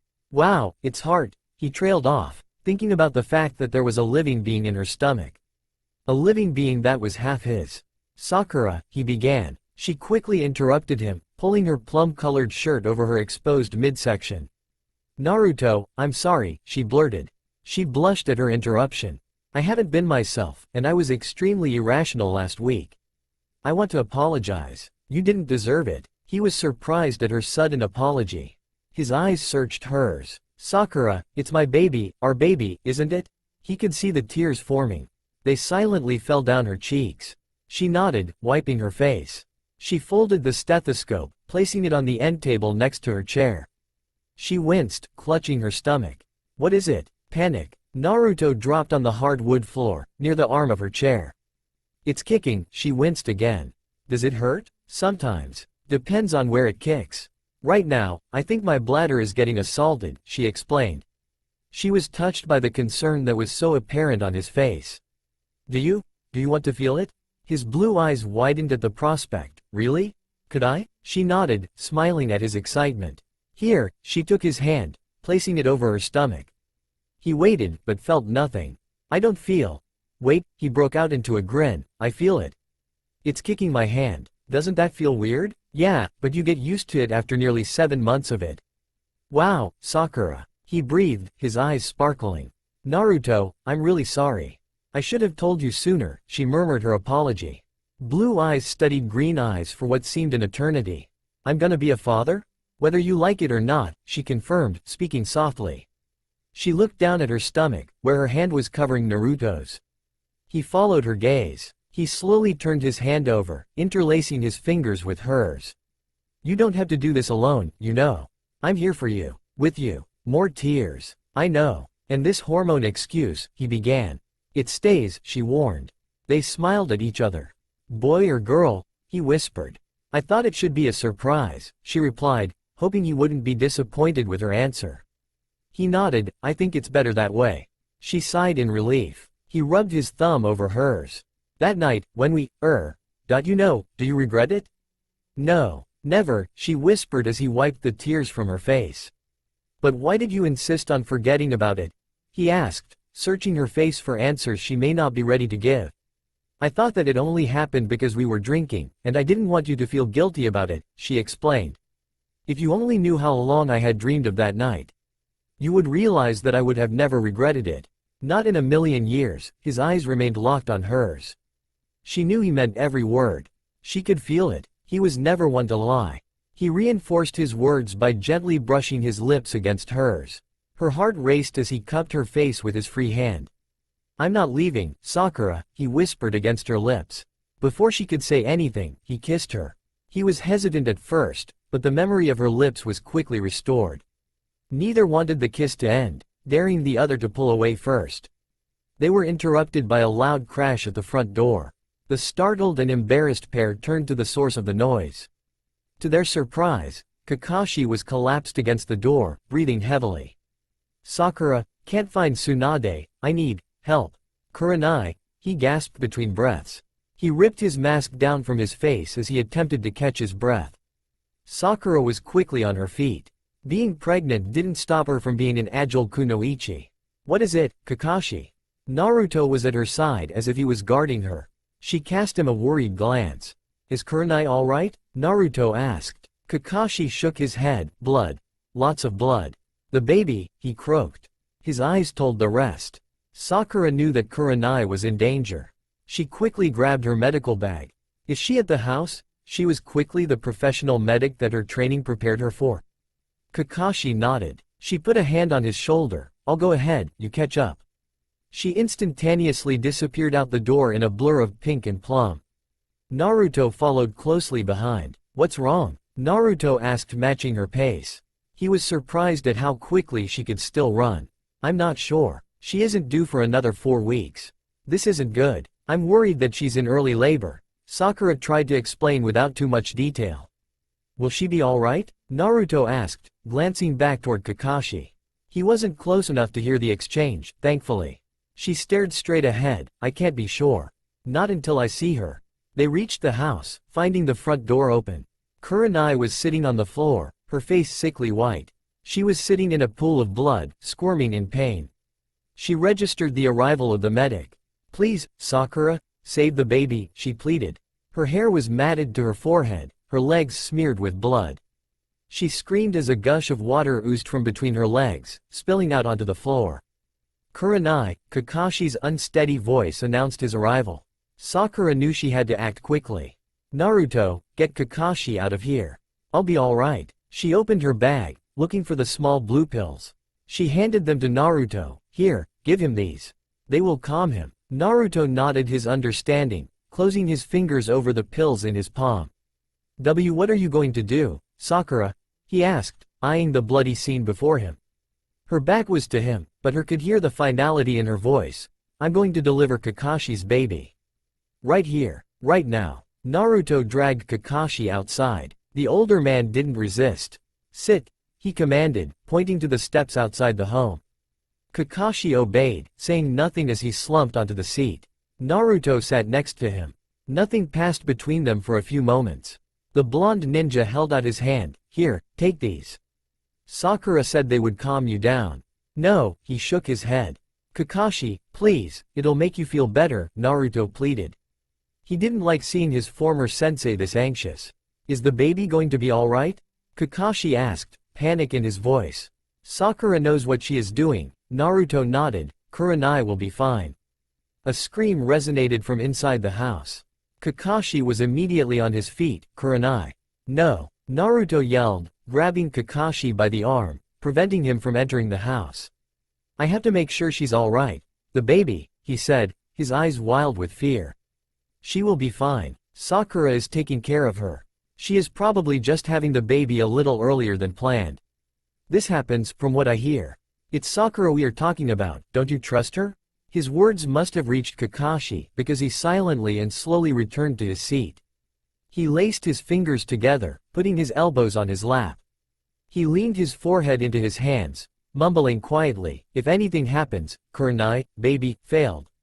Naruto could barely make out what he was saying. He caught a few words here and there, realizing how much this child meant to Kakashi. He covered his own worry with one of his trademark smiles. It's going to be alright, Kakashi.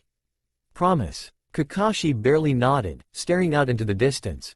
Naruto cast a glance back toward where Sakura was delivering Kurenai's baby at that moment. Hurry, Sakura, he silently pleaded. Sakura ran into Kurenai's bedroom. She quickly scanned the room for anything she could use. She grabbed the sheets, pulling them completely off of the bed. She made her way into the bathroom, filling her arms with any towel she could find. She pulled a bucket from the closet and quickly filled it with warm tap water.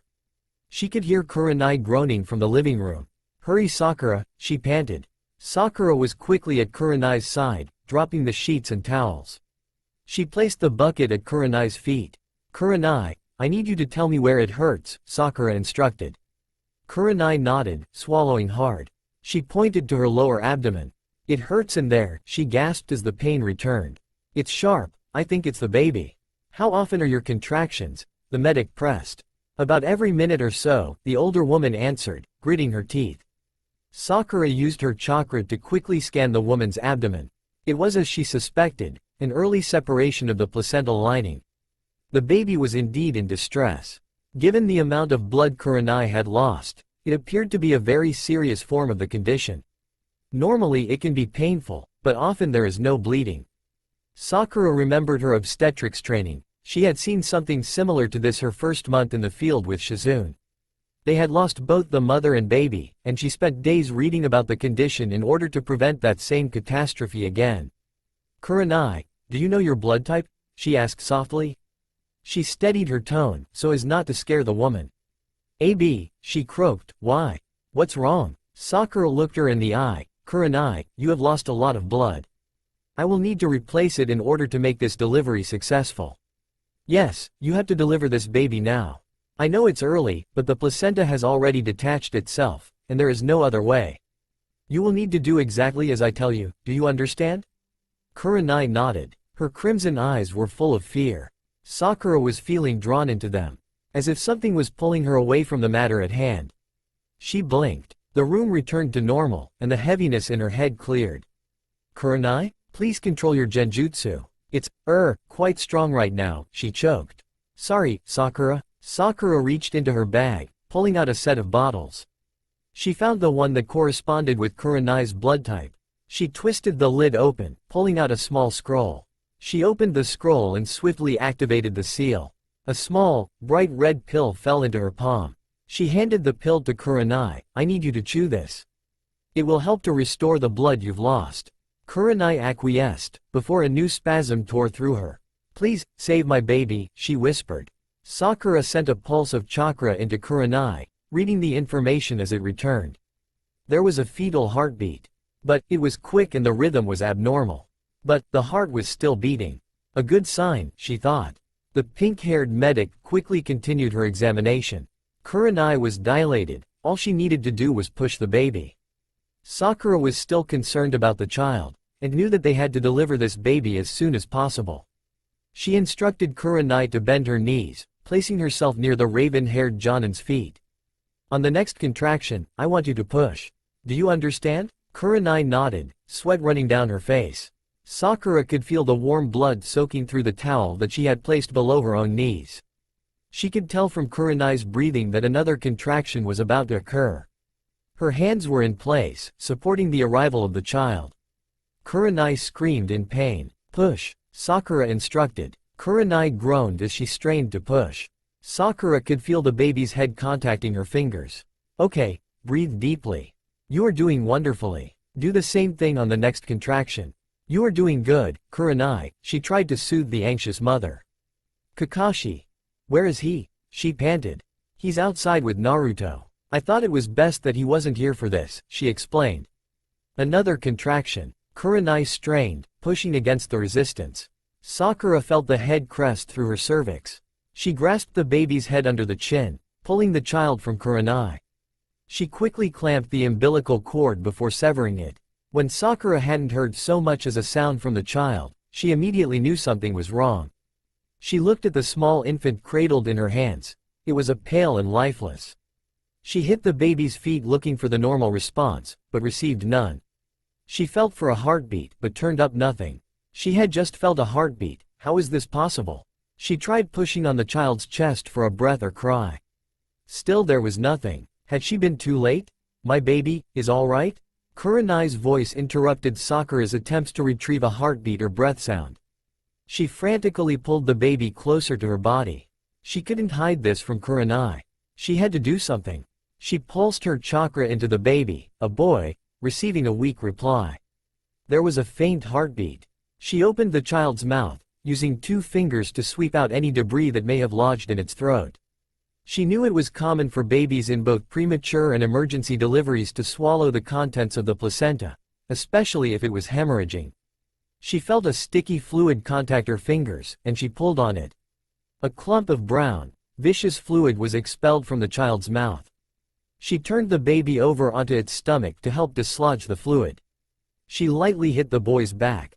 She heard a hiccup and a hissing sound. She had dispelled the fluid, but why wasn't he breathing? She tried to remember back to her studies. What happens during the first breath in premature babies? She asked herself. She immediately turned the child onto its back.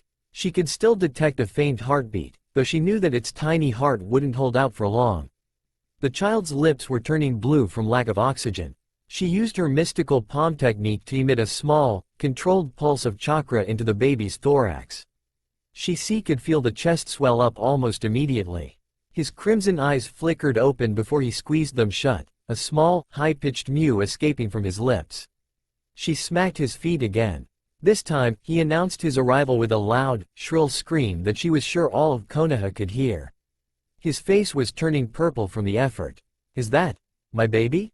Kurenai asked, stretching her fingers to touch her child. "Yes. He wanted to let you know he's arrived," Sakura confirmed. Kurenai smiled as Sakura swaddled him in a nearby blanket. He continued to howl. "My son," Kurenai whispered. As much as Sakura wanted to reunite mother and son, she knew that the danger wasn't over. She had to remove the placenta before Kurenai bled to death. Even with the blood pill, the risk of hemorrhaging was still exceedingly high. If the placenta remained inside of her for too long, Sakura knew that she would be at risk for a barrage of dangerous complications including death. "I still need you to push, Kurenai. We aren't done." She grabbed the severed umbilical cord that was protruding from the mother, adding slight traction to help its expulsion from her body. Kurenai, listening to the pink-haired Kunoichi, pushed again. The placenta still wasn't being expulsed. Sakura could feel the panic and confusion beginning to take over. Sweat was running into her eyes, and she could feel the fear gripping her heart. "Kurenai, could you push for me? Once more?" She received no response to her questions. Sakura looked up to find Kurenai lying with her eyes open, staring blankly at the ceiling. Before Sakura could register what was happening, Kurenai's crimson eyes rolled up into her head. "No, Kurenai, stay awake," Sakura yelled. She had to get the birth remnants out of her. The blood loss must have been too great for the pills to counteract. She began to massage the new mother's lower abdomen, while adding greater traction on the umbilical cord. Still the placenta refused to budge. Sakura knew something was seriously wrong. The placenta would no longer be able to be delivered vaginally, as Kurenai was not capable of it in her current state. Sakura had no time to properly anesthetize her, as she must act quickly. She drew out her chakra scalpel, quickly cutting through Kurenai's lower abdomen and into her uterine wall. She reached inside, finding the culprit. She used both hands to carefully pull the placenta from the unconscious mother. She tried to stop the blood loss, but each time she stopped it, copious amounts would be lost from another area. She knew that there was only one way she could absolutely stop the bleeding, but Kurenai was unconscious and couldn't give her consent. The dark-haired Jonin was already going into shock, and her heart couldn't last much longer with the blood loss.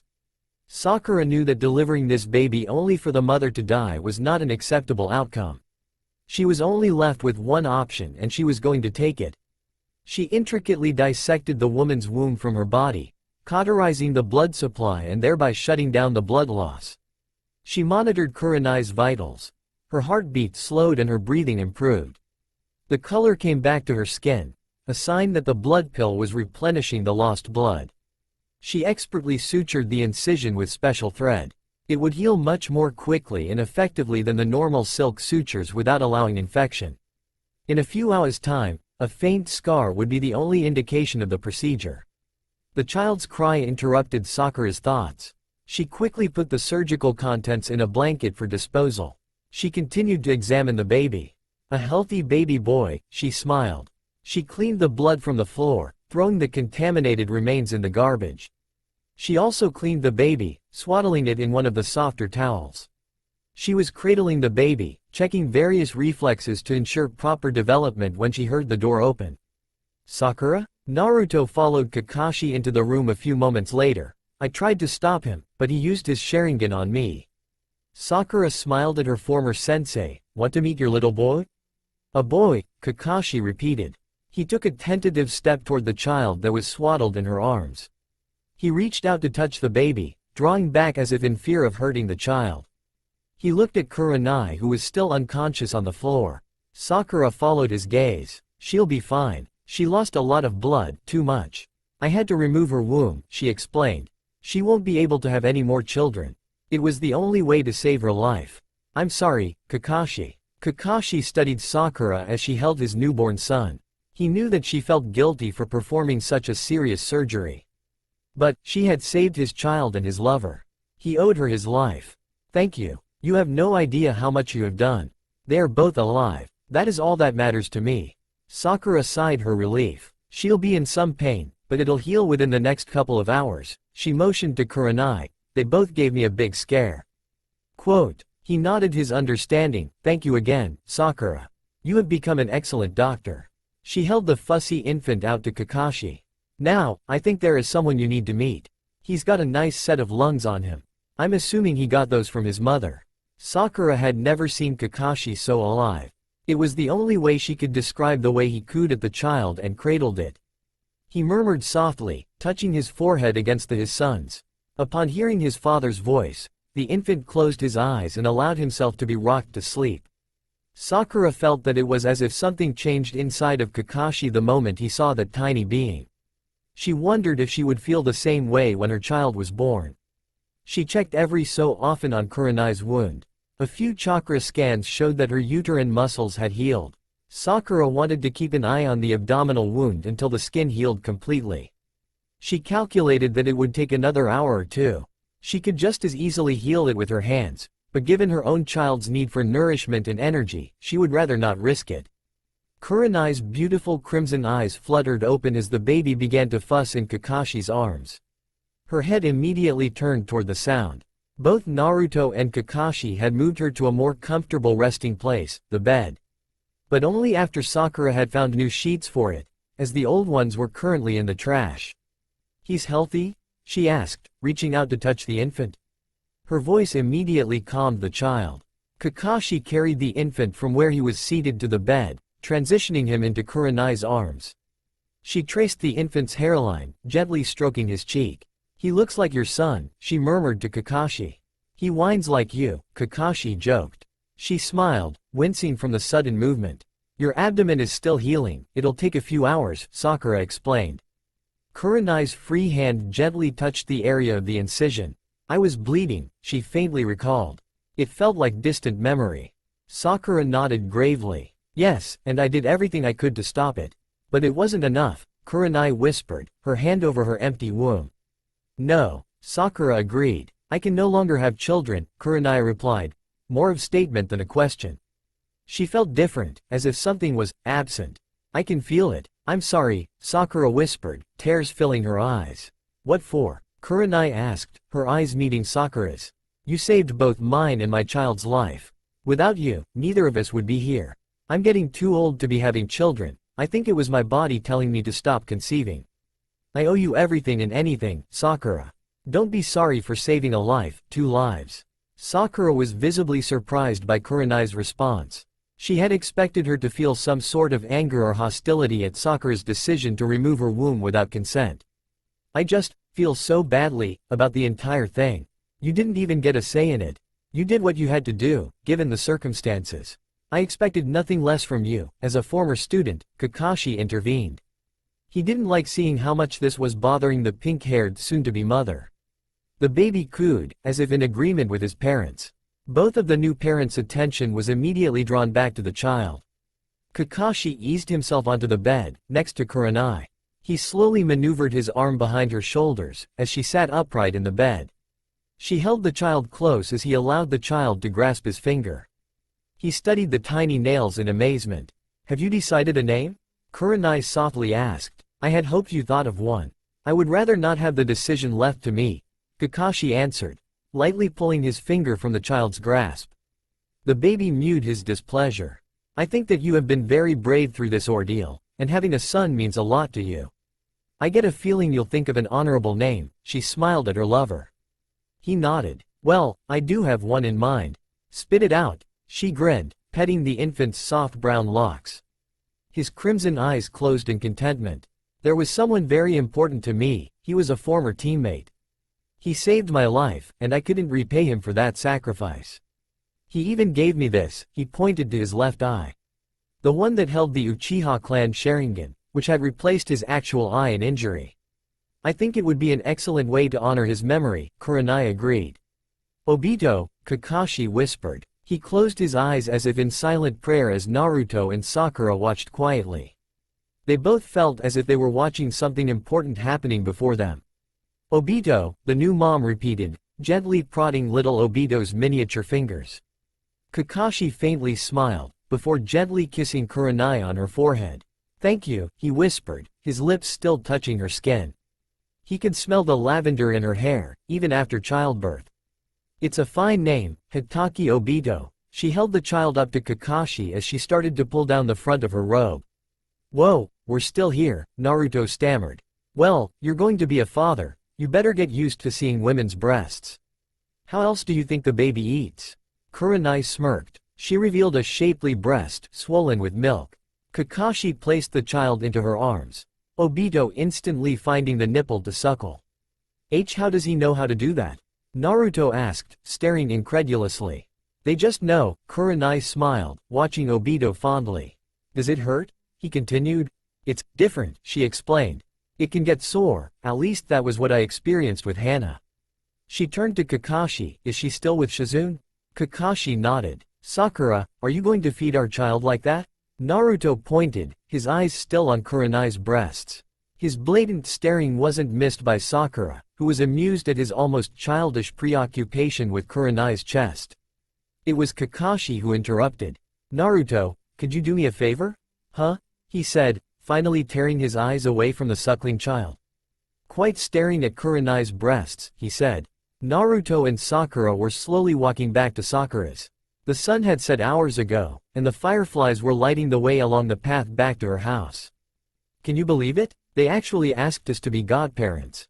Us. Naruto breathed, still in shock at the honor both Kakashi and Kurenai bestowed upon them. I mean, I can understand her asking you. You saved their lives. But me? I don't know anything about children. Kakashi trusts and respects you. It's an honor, Naruto. You should trust in yourself, she said, smiling at him. She reached out and grabbed his hand, lacing her fingers between his. He hesitated at the sudden, unexpected contact. He looked up, meeting her shy gaze. He smiled his happiness. They continued walking along the path in silence, enjoying all that had passed between them. Sakura thought back on how nervous Naruto had been when Kakashi put Obito into the younger man's arms. The change in him was almost instantaneous as the child was eased into the crook of his arms. It appeared as if it were second nature to coddle the infant. She felt he made an immediate connection with Obito, enjoying the temporary feeling of the small frail being in his arms. The smile that spread across his face was unlike anything she had ever seen. It was a mixture of pride, love, and excitement. It was at that moment, as she was gazing at him, that she became confident he would be an amazing father. She held no doubts in her mind about his ability to provide and love their child. She felt a warmth and tenderness toward him that was unlike any attraction she had felt toward anyone. Perhaps she had always loved Naruto, but something about today's events accentuated her feelings. She had suspected her anger and hostility toward him in the past week had been a result of her insecurities in regards to his feelings toward her. She had always felt that he cared about her more than as a friend. At times, she could see it. She would deny it to herself to keep herself from hoping either of them would be brave enough to act on it. Now it was all so real. Perhaps it hadn't happened in the way she had wanted it to, but things always seemed to work out for the best. It had taken all of her courage to be so bold as to hold his hand. She felt a tingling excitement at the contact, and was exuberant that he held her hand in response. His smile was enough to reassure her of his feelings. She wanted to kiss the silly boy right there and then. They reached her front door, Naruto stopping to see her into the house. He hadn't loosened his grip on her hand, much to her excitement. You were amazing today, Sakura. I can't believe how good of a physician you are. You saved 2 lives today, he said. I did what I had to do, that is my duty, she replied, thinking about how she had acted instinctively when Kurenai needed it the most. Would she act instinctively as a mother? Would she be a good mother? Well, I was amazed, at least. But, then again, it doesn't take much, does it? He grinned. I supposed I should head home. But, I want you to know. I meant what I said earlier. About us, that is. She nodded her understanding. I know you do, Naruto. I'm sorry about how I acted, she whispered. You're the one carrying the baby, it's understandable, he replied. Are you going to be alright here, by yourself? Yes, I've been doing it thus far, she said thoughtfully. She rather liked living a tad bit removed from others. It gave her a sense of propriety and independence. "Can I see you tomorrow?" he asked, suddenly shy at his forwardness. She responded with a smile, as she stepped up on the doorstep, turning toward him. She was at eye level with him. "Sure," she smiled. She was so beautiful, that he couldn't help but to lean in and kiss her. Their hands remained entangled, only separating as she reached up to tenderly cup his face. He gently put his hands on her waist. She leaned into him, her protruding abdomen creating a barrier between them. He enjoyed the closeness. It was Sakura who pulled away, breaking the embrace. "You don't have to wait until tomorrow to see me," she grinned, breathing heavily. Her innuendo caught him off guard. It wasn't like her to be so bold. "Sakura," he began, his heart racing, "are you saying what I think you're saying?" He was answered by the faint blush of her cheeks and shy smile on her lips. "But, is it a good idea? Aren't we moving too fast? Won't I hurt the baby?" Concern evident in his voice. She reached up, caressing his cheek. He closed his eyes in response to her touch. "I'm the doctor here, remember? Besides, what are you worried about, silly? It's not like I'm going to get pregnant or something." He opened his eyes to meet her soft green ones. He could see the affection in them. He nodded, allowing her to pull him into the house, slowly closing the door behind them. The sun was shining through the partially open window, illuminating the moderately sized bedroom. It spilled across the bed, where two figures were laying next to one another. Sakura smiled at the memory of the night before. It had only taken moments to pick up where they had left off months before. She offered him some tea. He accepted. As she was mixing the tea, he came up from behind, embracing her and kissing her neck. All pretenses were left thereafter. They spent the entire night cautiously making love, mainly due to Naruto's fear of harming the baby. Sakura had to explain that it was all right to let go and enjoy it. He eventually succumbed to her gentle persuasion, which was mostly non-verbal. He was, after all, male. They had explored each other's bodies, learning the places to touch and caress. Their clothes were strewn about, a testimony to the success of that mission. Naruto had woke her this morning, by fondling her newly enlarged breasts. It hadn't taken much prompting on his part for her to become ready for the new session of lovemaking. It felt so natural to be with him. "Whatcha thinking about?" he murmured as he softly ran his hands along her body. She quickly turned her head, realizing he had been watching her, this whole time. "What? You were smiling like a dummy. I want to know what you were thinking about," he smiled devilishly. He had an idea of what she was thinking about. Mainly what happened around 6 a.m. that morning. "Nothing," she blushed, confirming his hypothesis. He leaned in, kissing her neck. He knew that she was extremely sensitive there. She moaned. He continued to trace invisible figures on her belly. He enjoyed the fullness that motherhood was lending her shape. He especially enjoyed how large her breasts had become. Again, he was male. "Do you think your chest will stay this large after the baby?" "I kinda like this look on you," he said, absent-mindedly. "Could you be any more of a pig?" she asked, smiling at his perverted nature.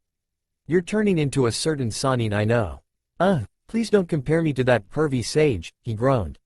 He pulled her hand to his mouth, kissing the soft creamy skin. She smiled in response, again drifting off into her daydream. "Sakura? I want to meet your parents." What?" She sat up quickly, turning to stare at him incredulously. She had forgotten her nudity, and he let his eyes wander along her body. "My parents? Why?" "Well, I was thinking," he began, his tone turning serious, "that if we are going to have a baby, shouldn't I at least meet them?"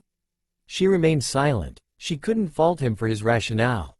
The thought of anyone meeting her parents made her nervous. She knew how overbearing her mother could be. "I'd prefer you never meet them.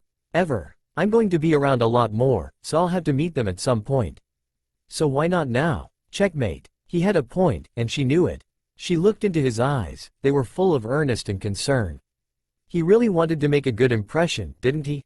She thought. "Fine," she sighed, ignoring the knot forming in her stomach. "But only if you get me ramen for breakfast. Someone, who happens to be living in my belly at this point, is getting a little fussy." Sakura had been pacing nervously since that morning. Her mind was abuzz with the idea of Naruto meeting her parents. She knew how overbearing her mother could be, and she was unsure of whether he was ready for that. She wasn't even sure she was ready for it. Naruto had left for his apartment, promising to meet her back at the cottage in a few hours. He had been reluctant to leave her, the fond memories of his departure bringing a smile to her lips as she caressed her swollen belly. She could feel the baby moving, as if to say it was also nervous about tonight's dinner meeting. She had contacted her mother via a linked scroll. Her parents had insisted on it upon finding out she was expecting. Well, it was more her mother's insistence. Her father was supportive of his daughter having her own life. She smiled, thinking fondly of her father's easygoing nature. She often wondered how he married such an erratic woman. She began thinking through any and every scenario her mother could create. She knew her mother well, and she could expect questions about the future, most likely about marriage. Yes, she knew her mother would ask the M question, as Sakura nicknamed it. Her mother was obsessed with proper etiquette, and it was indeed proper etiquette to marry the woman you knocked up. Her mother had emphatically replied to Sakura's invitation. Well, about as emphatic as one can seem with ink and a scroll. Sakura thought it safe to venture to her parents' household, so she and Naruto could escape if things got out of hand. And she did expect things to get out of hand, as it was most likely her mother's middle name. Naruto had been so excited to meet her parents. She suspected he wanted, more than anything, to feel like part of a family. She couldn't blame him. She had been lucky enough to be born into a family who had planned for her arrival. Both of her parents were loving and supportive, caving to their daughter's every whim. She hadn't been spoiled, per se, but she had never wanted for anything. Her childhood was surrounded with warm thoughts and affection, more than she could say for Naruto. She was devastated at the thought of that loving man growing up without knowing his parents, as well as being shunned by most of the village. He had spent most of his childhood alone. She could remember the strange blonde boy, never without a smile, playing on the swings by himself. She had wanted to befriend him, but was afraid of what others would think. As they grew older, she felt he was more of a nuisance, always causing chaos wherever he went. She remembered how upset she had been when she was assigned to his team. While she was ecstatic at being part of Uchiha Sasuke's team, having Naruto around was a bother. She reveled at how immature she had been in those days. If only she had known what she knew now, perhaps the outcome would have been different. Perhaps she could have eased some of Naruto's pain even then. She looked at the clock. Shit, Naruto will be here in an hour, she thought hurriedly, I'm not even ready. She quickly showered, slipping into a lime green maternity dress. It accentuated her womanly curves, something she knew Naruto liked. She completed her outfit with a soft white cardigan, to protect her from the night's chill. Summer was near its end, and the coolness of fall would soon be upon them. Over 6 months I have carried you with me, she silently spoke to the baby. I am afraid of what it will be like to no longer have you with me like this. She quickly put together a fresh fruit salad. She heard a rap at the door as she was putting on the final touches, cinnamon, honey, and vanilla beans. Naruto entered the comfortable cottage, smiling widely, you look beautiful. He marveled at her shape, despite having seen it that morning. With far less clothing, and the night before, multiple times, his thoughts started to run rampant. She returned his smile, pushing her long pink locks from her face. She tiptoed to meet his lips for a kiss. They lingered closely for a few moments. Thanks, she chirped, handing him the bowl. Ready? He asked. His smile told her he was excited, but his eyes showed his nervousness. She nodded, ready as I can be. She looked at him more seriously. Are you sure you want to do this? We don't have to go, you know. Sakura, I'm sure. I want to meet your parents. I really do, he promised. He was being honest, she could tell. He wanted to meet her parents, to thank them for bringing such a beautiful woman into this world. He was, after all, the father of her baby, so it was only natural that they should also have a relationship. He reached for her hand as they walked down the path from her house. She looked up to the bright blue sky, such a beautiful day, she sighed, to meet my mother. They approached the multi-story house, as Naruto took in how big it was. Her family's house sat on at least an acre of land, mottled with trees and other foliage that appealed to its rustic decor. In all the time he had known Sakura, he hadn't known her parents were this well off. She had always lived modestly, never acting like she was raised in such luxury. For the first time since he suggested this meeting, he began to feel nervous. His palms began to sweat. He hoped that Sakura didn't notice. She stopped when they reached the top of the steps leading to the front door. She turned to him, her eyes searching his, last chance to bail out. He knew she was partially serious. Some small part of him wanted to take her up on that offer. The rational side of him pushed for the meeting. He shook his head, nope. Sakura looked almost disappointed, turning to knock on the door. Your loss, she whispered. He gulped at the warning. Her fingers tapped lightly at the door. Sakura, her mother purred, quickly opening the door to survey her daughter and the man she was bringing home. Her mother looked to be an older version of Sakura. Her long pink locks were pulled into a thick twist behind the nape of her neck, her dark green eyes looking over her daughter's face. Her eyes were a few shades darker than Sakura's but just as striking behind a thick set of lashes. They were the same build, though Sakura was more taut and muscular from her training as a shinobi. Well, more so before the baby. Her mother's eyes quickly looked over Naruto, appraising the young couple. She smiled radiantly at the newcomer. You must be Naruto. We've been expecting you. Come in, come in. The young couple entered the house. Naruto gasped at the elegance of the house's interior. There was so much natural light in the house, showing off the beauty of the wooden floors. Sakura led him into the dining area, where her father was already seated. With a glass of wine, he stood when he caught a glimpse of the trio. Naruto could see some resemblance of Sakura in him, also. He was tall and muscular. His thick beard and framed glasses made him look more masculine and astute. Naruto suspected that Sakura had received her light green eyes from her father, who boasted the same shade as his daughter. He nodded at Naruto, offering a lopsided smile. I see you have already met my wife. Welcome. Sakura, you look beautiful, as always, my child. He motioned to the chairs around the large mahogany table. Please be seated. Sakura and Naruto took seats opposite one another as her father took his seat at the head of the table. Wine? Trust me when I say you'll need it. Sure. Naruto grinned, nervously. Sakura shook her head. Naruto, isn't it? Her father made light conversation. She was glad that her father was attempting an interest in the young ninja. You are also a Jonin, too, I gather. Yes, sir, Naruto replied. It's an honor to meet you, sir. Sakura snickered at Naruto's sudden change to a more formal method of conversation. Her father arched an eyebrow. Please, address me by my first name. No need for formalities. Your first name, sir? Naruto stammered. Oh, my daughter didn't tell you my name? She must not love me as much as I thought, he said, the smile leaving his face. Naruto was confused by the sudden change in his tone. Had he done something to upset Sakura's father?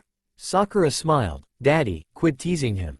He's already nervous enough. You know mom is going to do a number on him. Naruto looked from father to daughter, realizing that her father was only joking. His dry sense of humor was lost on Naruto. Yes, he sighed, your mother will probably have him running from this house screaming. He turned to Naruto. You have been warned, Naruto. You may never wish to see my daughter again after this dinner. And, as I said before, address me by my first name. Jiro. Yes, Jiro, sir, I mean Jiro, he stammered, sheepishly. Sakura's mother floated into the dining area, carrying a wide array of colorful bowls filled with noodles, vegetables, and rice. She had prepared a feast for this meeting. Naruto hadn't realized how famished he was. This looks delicious, Mrs. Haruno, ma'am. The older, pink-haired woman smoothed her apron, blushing at the praise. Please, Naruto, just call me, Mom. She shot a glance towards Sakura, who blanched at the reference. Mother, Sakura started. Oh, please start eating, Naruto, her mother said, before disappearing into the kitchen. And it begins, Jiro said, before taking a bite of his carrots and snow peas. I at least expected to get an hour of peace out of it before she started, Sakura grumbled, pushing her food around the wooden bowl. Sakura's mother watched Naruto eat, delighted that someone enjoyed her cooking with so much vigor. She praised his appetite every chance she could.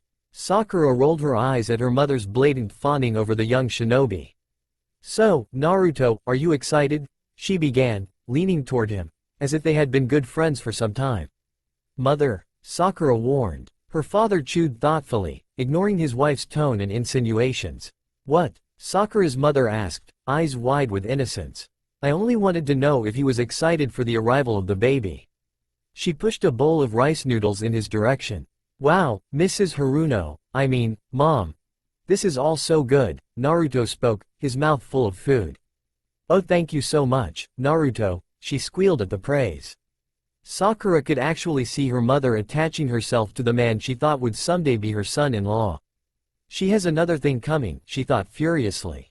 She looked at her father, who just rolled his eyes, eliciting a smile from his moody daughter. He knew how his wife could be, but he had accepted that a long time ago. He had married her. Sakura watched for indications that her mother would make the first move. Within minutes, her posture changed. Her eyes dilated, she folded her hands under her chin, looking thoughtfully at the blonde dinner guest. "So, Naruto, when are you planning to make it official with our little Sakura?" "I'm sorry?" Naruto replied, obviously not understanding where the conversation is going. "Making it official. You do plan to do that, surely?" Her tone had turned more persuasive, she was almost purring her intentions. Naruto stared at her blankly, dropping his chopsticks. Before Sakura could intervene, her mother sighed, exasperated. "You intend to marry my daughter, don't you, dear?" Naruto choked on his food, his face turning blue from lack of oxygen. Sakura stood quickly. "Mother." Her father quickly leaned over, thumping Naruto hard on the back, dispelling the lodged food. Color rushed back to his face. He looked up at Sakura's mother. "Marry? Sakura?" "Yes. It's simple. You two are having a child. The proper thing to do is to marry her." It was as if she couldn't believe the answer wasn't so obvious to the young couple. Sakura seated herself, staring darkly at her mother. "Enough," her voice was authoritative. Her father continued chewing thoughtfully, as if nothing had occurred. "What, dear? I'm only asking out of concern. Quit it. I know what you are doing," Sakura warned, looking nervously at Naruto. He was staring at Sakura, horror on his face. He hadn't considered that he should marry Sakura. Sure, he loved her, wanted to be with her, but he never once thought about marrying her. It wasn't that he wouldn't love the idea of spending the rest of his life with her. His face turned bright red at his error. Of course it would be the chivalrous thing to do, after all. How horribly her parents must think of him. "I am sorry, I don't think that we have discussed that," he stuttered.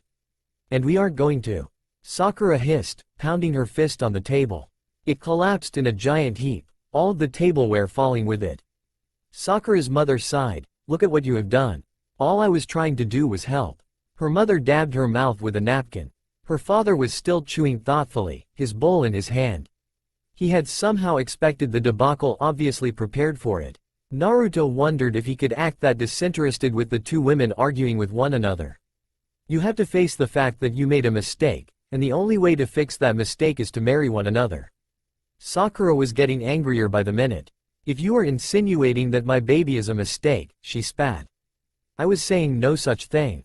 Her mother huffed. "But," she pointed to Sakura's expanding midsection, "don't you think the jig's up?"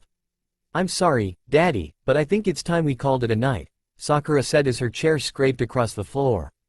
Her father looked at her, chewing for another 10 seconds.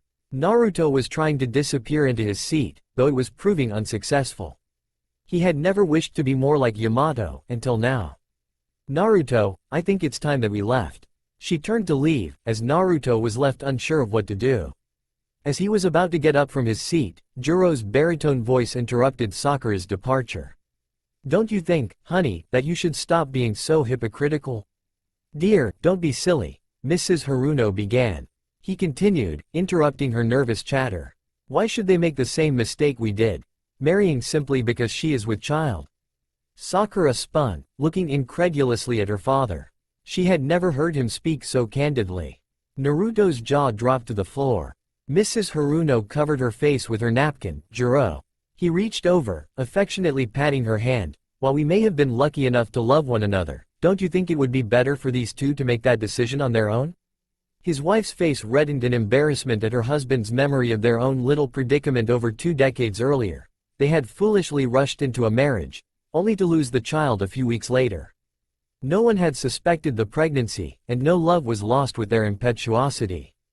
After the miscarriage, she had been so disappointed at the loss of their child, she had wanted to become pregnant immediately. He, being smitten with his new bride, readily agreed. Months later, she had become pregnant with Sakura. "I never knew that," Sakura gasped. "And for good reason," her father replied, resuming his meal. "Mother," she turned to the older woman. Her mother avoided her gaze, suddenly ashamed at her own interference with her daughter's affairs. She calmly stood up, gathering what dishes she could scavenge from the wreckage of her table. "I stand corrected," she whispered. She gathered her thoughts, pushing loose strands of pink hair away from her face. She looked up, as if nothing had just been revealed. "Naruto, dear, would you like dessert? It's Sakura's favorite." The rest of the evening had gone surprisingly well.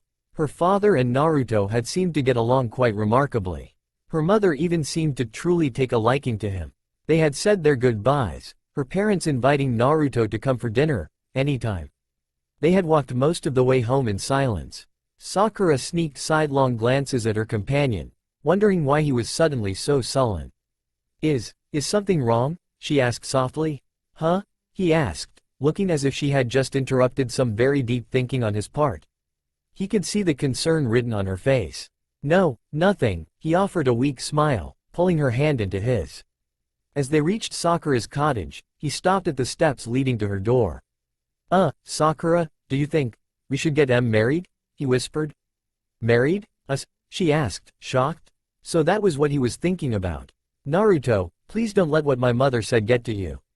She is just obsessed with appearances." Besides, she thought back to her father's candid outburst. "It appears there is more to those two than even I had known." "Yeah, right. Okay, stupid question," he replied, distractedly. She studied his reaction carefully. "Naruto, I don't want to get married simply because I'm pregnant. I don't think that's how two people should start a marriage. They should marry because they love one another unconditionally. Not because there is a sense of duty attached to it." He met her eyes, studying their depths for a few moments before masking his uncertainty with a smile. "Yeah, I couldn't agree more." She turned to unlock her front door, but his voice interrupted her.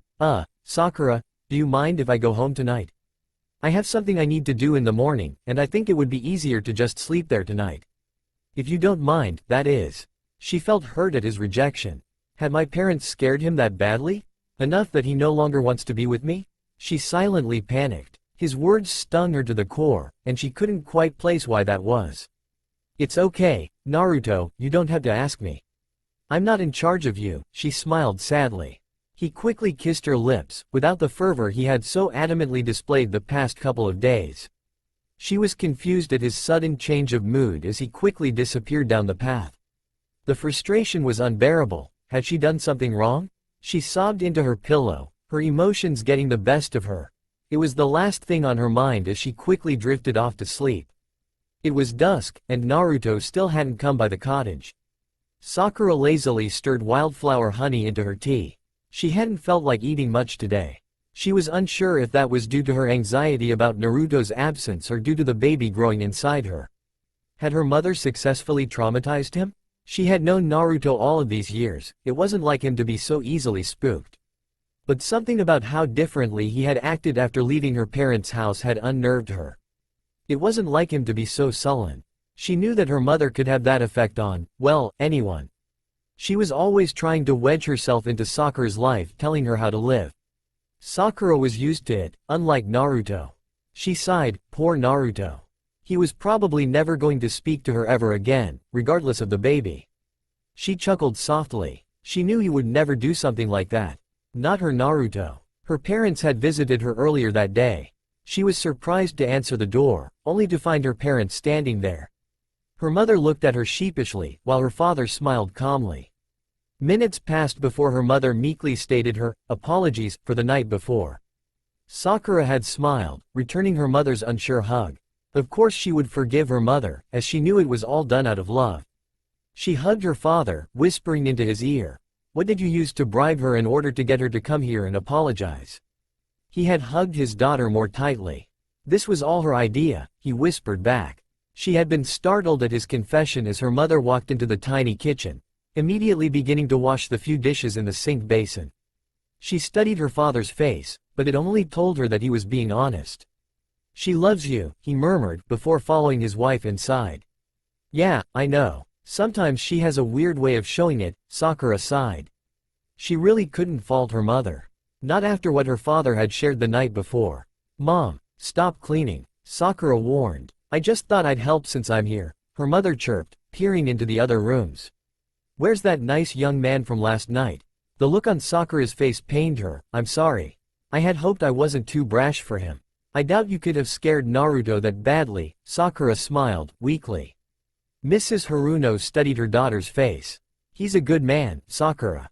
He'll be an excellent father. I could tell that from just a few hours with him. Her mother's admission startled her. Their green eyes met in a silent moment of understanding. Thank you, Sakura whispered, touched by her mother's admission. I'm sure he will be delighted that you think so highly of him.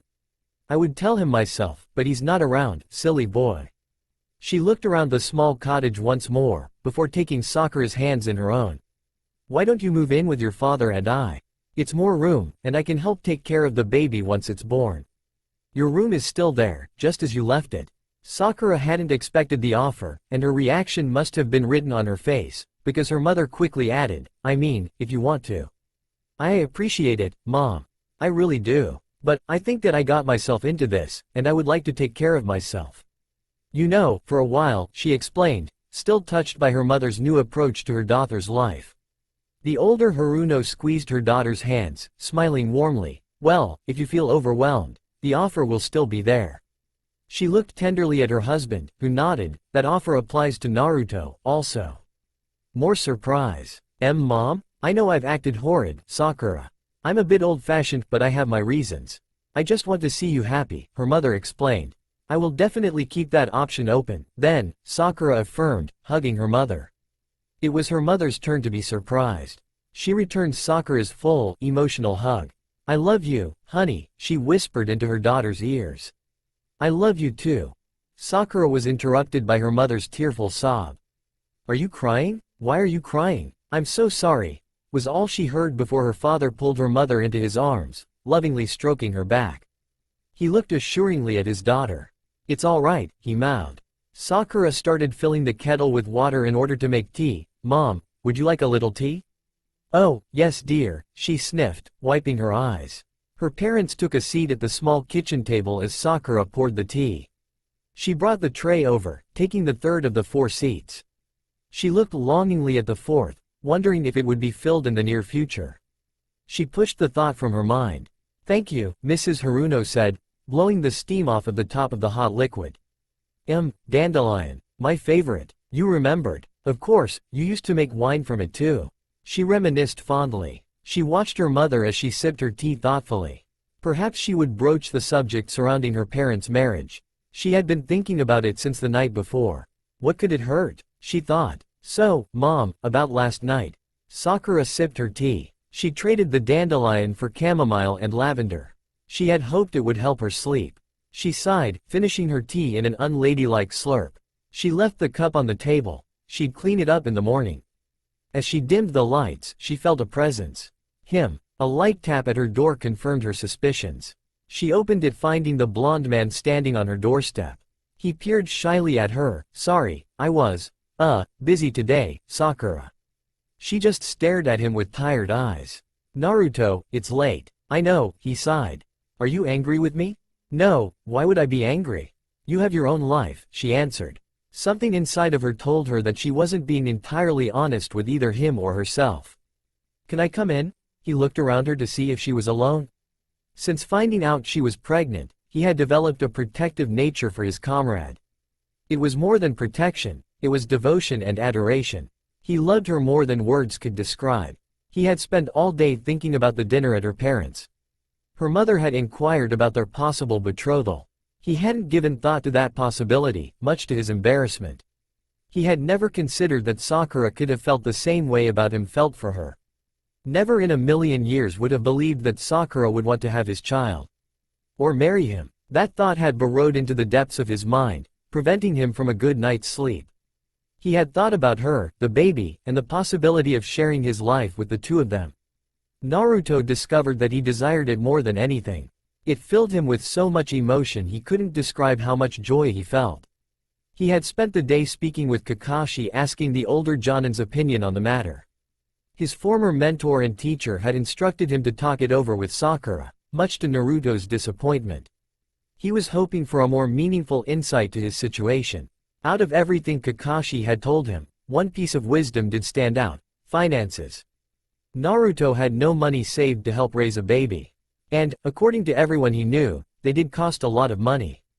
Not only did he not have money for a baby, but he had nothing to give to Sakura to show his devotion. He thought she at least deserved that, especially since she was carrying his child. He had browsed a jewelry store on the way back to his apartment. He had wanted to get an idea of the cost of a ring, asterisk as so kindly pointed out by he who walks the earth, and was sorely disappointed that it was much more than he had anticipated. He groaned the whole way home. He was going to have to take on a lot of missions to come up with enough money to support him, Sakura, and a baby. But he knew that it would be worth it in the end. Naruto had visited Tsunade to see if she could find him a quick mission or two to help his penniless fortune grow, even if by a tiny bit. Though she was absent from the office, he had come upon a high-paying D-ranked mission posted on the community bulletin board. All he had to do was escort a family to a nearby village. The payment was quite large, almost too large for such an easy task. But he had taken the flyer, promising his services to the family, who were quite ecstatic for his help. It was a nice family of 6, 2 daughters, 1 son, parents, and a grandmother. The village was only a few days' travel from Konoha, and he could return to Sakura and the baby without much of an absence. The only problem: he had to first tell Sakura he had committed himself to this. He stood awkwardly in her kitchen, looking around the darkened room. He noticed the lone teacup on the table. A stab of guilt came over him at the thought of her sitting in the dark room, drinking tea alone. Sakura, I wanted to talk to you about something," he said, tentatively. "Oh," she said, arching a finely shaped eyebrow in apprehension. She wondered what he could possibly want to speak to her about. Was he going to decide this isn't going to work? She thought frantically. I took a mission. I'm escorting a family north, near the border of Otogakure. It'll only be a week, tops. I promise. I needed the money. It's an easy G-ranked mission, but the pay is great," he said, grinning widely. She breathed a sigh of relief. A mission? She could handle that. His smile was contagious, and she smiled in return. A week? She pouted playfully. I was hoping I could get more than a week's worth of peace. Do you think they could extend it for a whole month? Well, I guess I could see what I can do, he replied gravely. Her smile ruined his attempts at maintaining a serious face. They both broke into fits of laughter, tears forming in their eyes. Sakura stopped laughing first, looking solemnly at Naruto. When are you leaving? She softly spoke. Tomorrow morning. I'm sorry I didn't tell you sooner, but, he began, but he was interrupted by Sakura putting her arms around his neck, pulling him into a tender kiss. Well, do you have plans until then? She asked, a devilish smile forming on her lips. It had been almost a week since Naruto had left on his mission. Though she wouldn't admit it, Sakura had been counting down the days until he came home. She missed him, much to her surprise. She had anticipated she would be lonely, but not this lonely. The days were starting to grow shorter, and her garden was bearing the last of its fruits. She had decided to pick some of the apples that were ripening on the tree behind her cottage. She had an obstetrics appointment with Shizune today, and had wanted to take some of the fruit to Tsunade, as they were her favorite. She gathered her basket, covering the shiny green fruit with a towel. She wanted to see the surprise on the Hokage's face when she lifted the cover. She saved one for herself, quickly wiping the apple clean of debris. She took a bite into the crisp, tart fruit, chewing thoughtfully. She took a second bite, immediately spitting it out. The middle of the apple had rotted away, completely masked by the shiny, intact peel. A premonition began to gnaw at the back of her mind. She pushed the nervous thoughts aside, as she didn't believe in omens. She reached the Hokage's office without difficulty. Shizune was missing from her normal seat at the front desk, and the main doors were wide open. She walked through them, her shoes tapping lightly. She noticed that the Hokage's suite doors were also open, and she could hear voices echoing throughout the spacious office. She smiled, thinking of how surprised Tsunade would be at her gift. She quietly walked toward the voices. As she stood in the doorway, she realized that something was off. Tsunade was standing over her desk looking intently at what appeared to be a map of the land. Shizune was standing, her back to Sakura, with her arms crossed over her chest. 2 Anbu members and Naru Shikamaru were adjacent to Shizune, their backs facing Sakura as well. She could hear Shikamaru's hurried speaking. We've got word of a handful ninjas from the sound. According to our sources, they have surrounded an entire village to the north of here, near the border of Otogakure. It's been confirmed that they are holding the villagers ransom. They are slowly poisoning the villagers if we don't meet with their demands. We are waiting on an analysis of the poison as we speak. Right now, we are unsure of their demands. Intelligence is saying that they are protesting to break off from Otogakure, but that's purely speculation as of right now. We are up to 11 casualties. No one wants to get involved. We haven't received confirmation on the Konoha shinobi that is currently being held captive. Sakura gasped, dropping her basket. The apples rolled across the floor, stopping at the feet of the meeting's attendees. They had noticed the pregnant medic Nin's presence, swiftly turning toward the eavesdropper. Tsunade looked up from the map. Sakura, how long were you standing there? Sakura didn't register the Hokage's question. She was still processing what Shikamaru had just told Tsunade and Naruto. I have to go. She was in a panic. She knew instantly that it was him they were talking about, even if they had no idea. Sakura, what are you talking about? Calm down. Shizune interrupted. Naruto, she yelled, fear in her voice, he's on a mission near there. He's the missing leaf shinobi. Sakura, please calm down. Explain yourself. Tsunade crossed her arms over her chest, quietly monitoring the baby's heartbeat within Sakura's belly. She would unobtrusively keep a close eye on the neonate, as this was no time for a full exam. Out of the corner of her eye, she could tell Shizune was doing the same. Naruto, Ichi left for a mission about a week ago. He was escorting a F family to some small village near the border of Otogakure. It was supposed to be a G-ranked mission, but it was paying a lot, she sobbed. Shikamaru looked to the Hokage. Of course the family had known about the trouble brewing at the border. It had been going on for some time. That's why they were willing to pay so much to be escorted through the area. Tsunade understood Shikamaru's change in body posture. She softly nodded her agreement. It seems, Tsunade began, that this family had an idea of what was going on. If they were paying that much for a simple escort, that is. I should have seen it, Sakura murmured, as Shizune quietly guided her to the nearby armchair. Shikamaru began to pick up the spilled fruit. His stomach growled as he thought about his meager breakfast. The pink-haired woman closed her eyes, breathing deeply. I have to go. I have to find him. She opened her green eyes, determination showing from their depths. Don't be ridiculous, Tsunade scoffed. I'm going. Sakura countered, finality in her voice. Sakura, you have to worry about the baby, Shikamaru offered. But this is all my fault, she wailed. He only took this mission because he thinks we need to get married. He wanted the money for it, I know it. Tsunade stood, in wide-eyed amazement at her former student's sudden outburst. She realized what Sakura was insinuating. He doesn't need money. He has enough. Sakura rubbed her eyes. What? How? He's always lived so meagerly in his tiny apartment, eating ramen.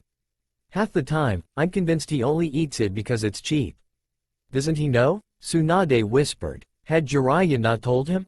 She immediately wanted to punch her lover for his mindlessness.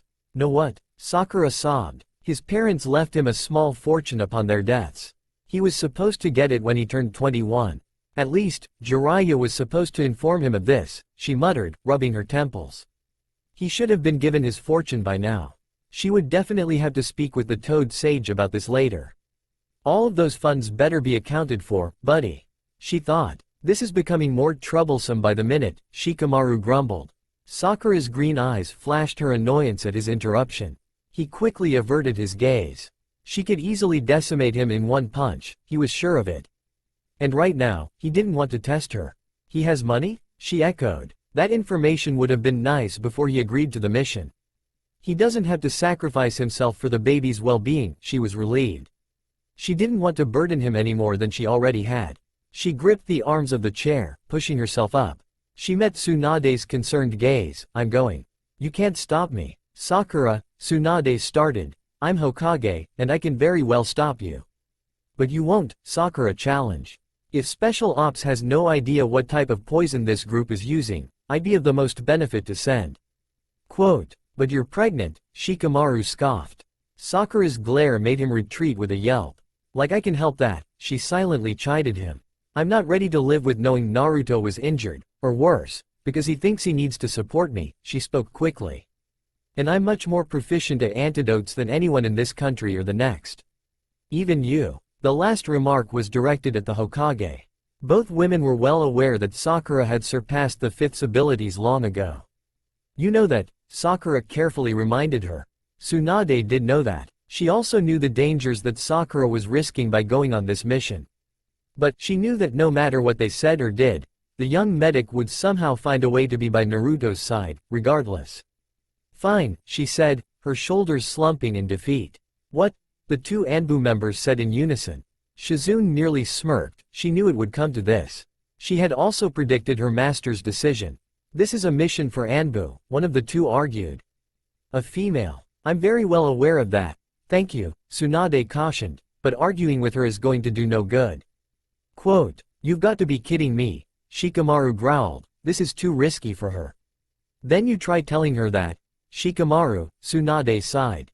Shikamaru looked from Tsunade to Sakura.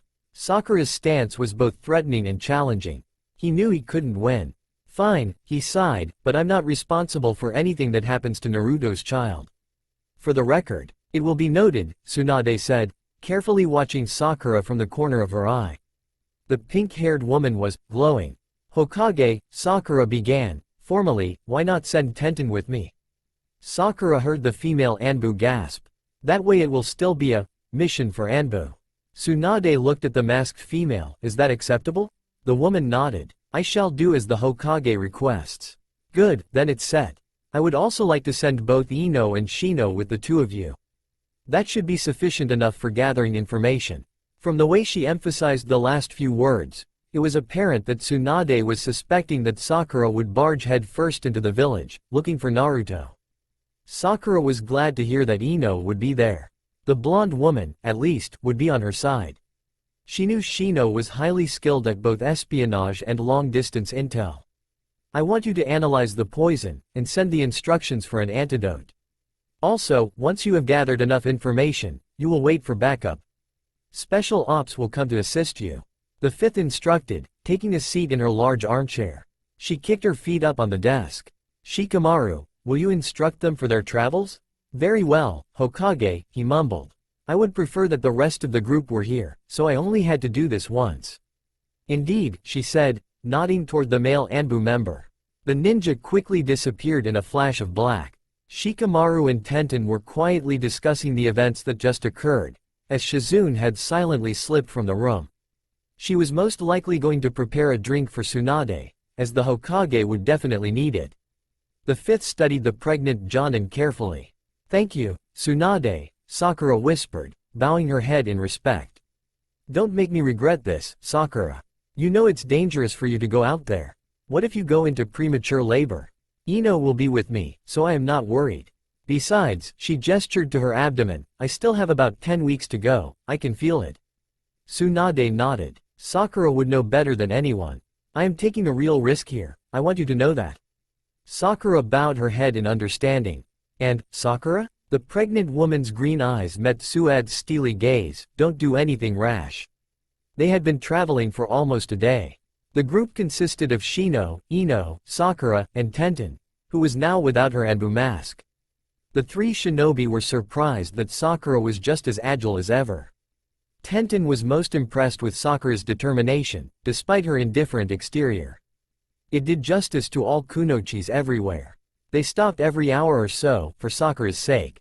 The latter, however, was impatient, insisting she did not need a break. Soon, the breaks stopped altogether.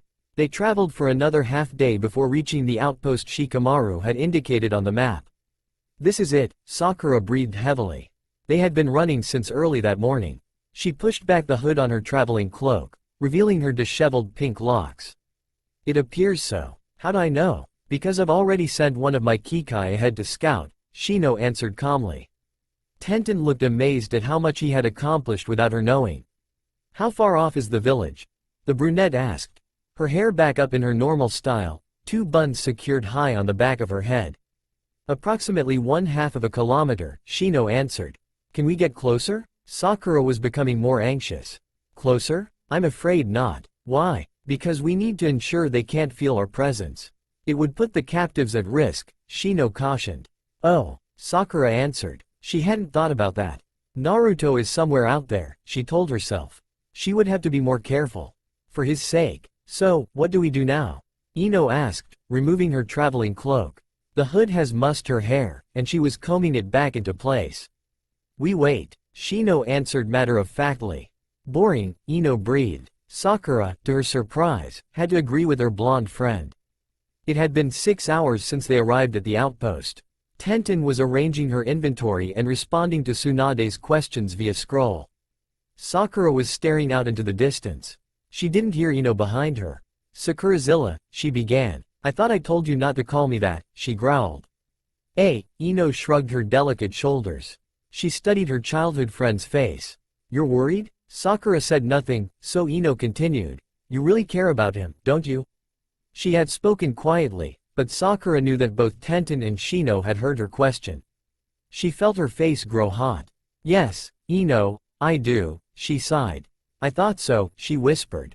You know, we all could see it since we were kids. Sakura looked at Ino in amazement. How had she not known this? What? She gasped. You and Naruto. It was obvious that he loved you, she said thoughtfully, twirling a lock of blonde hair. But, it wasn't until after pain invaded that I knew you loved him back. I wondered when you two would make it official, she smiled, hoping to cheer up her pregnant friend. Well, nothing is official yet, Sakura sighed. How was it that everyone had known her feelings but her? She regretted her lack of introspect. What if Naruto didn't make it? What if she never truly told him her feelings? Ino's voice interrupted her thoughts. I think it's official. That little bun in the oven pretty much confirms it.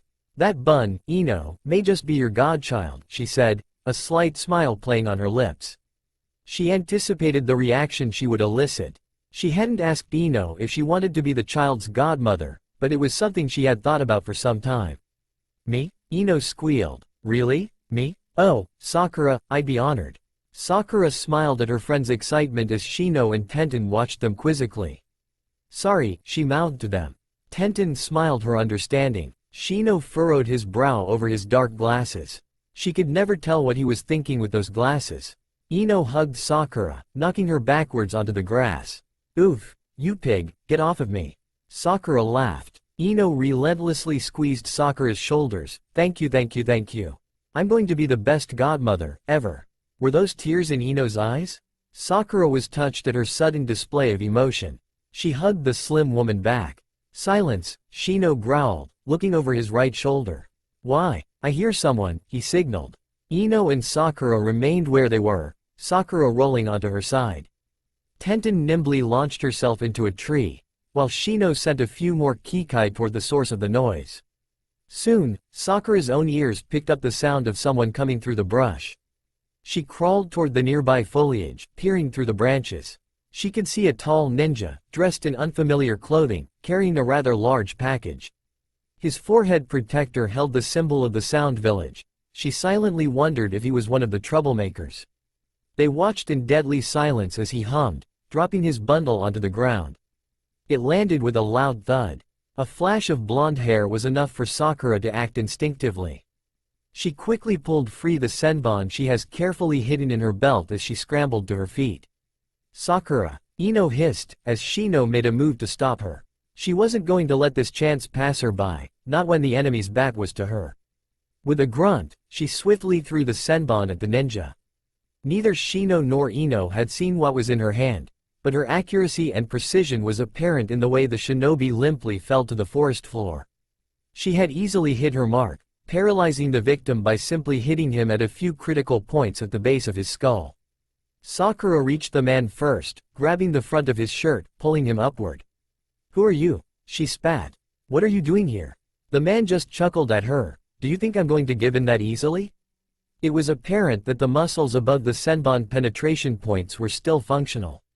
Ino had never seen the medical tools used for such a purpose. Considering I have the advantage?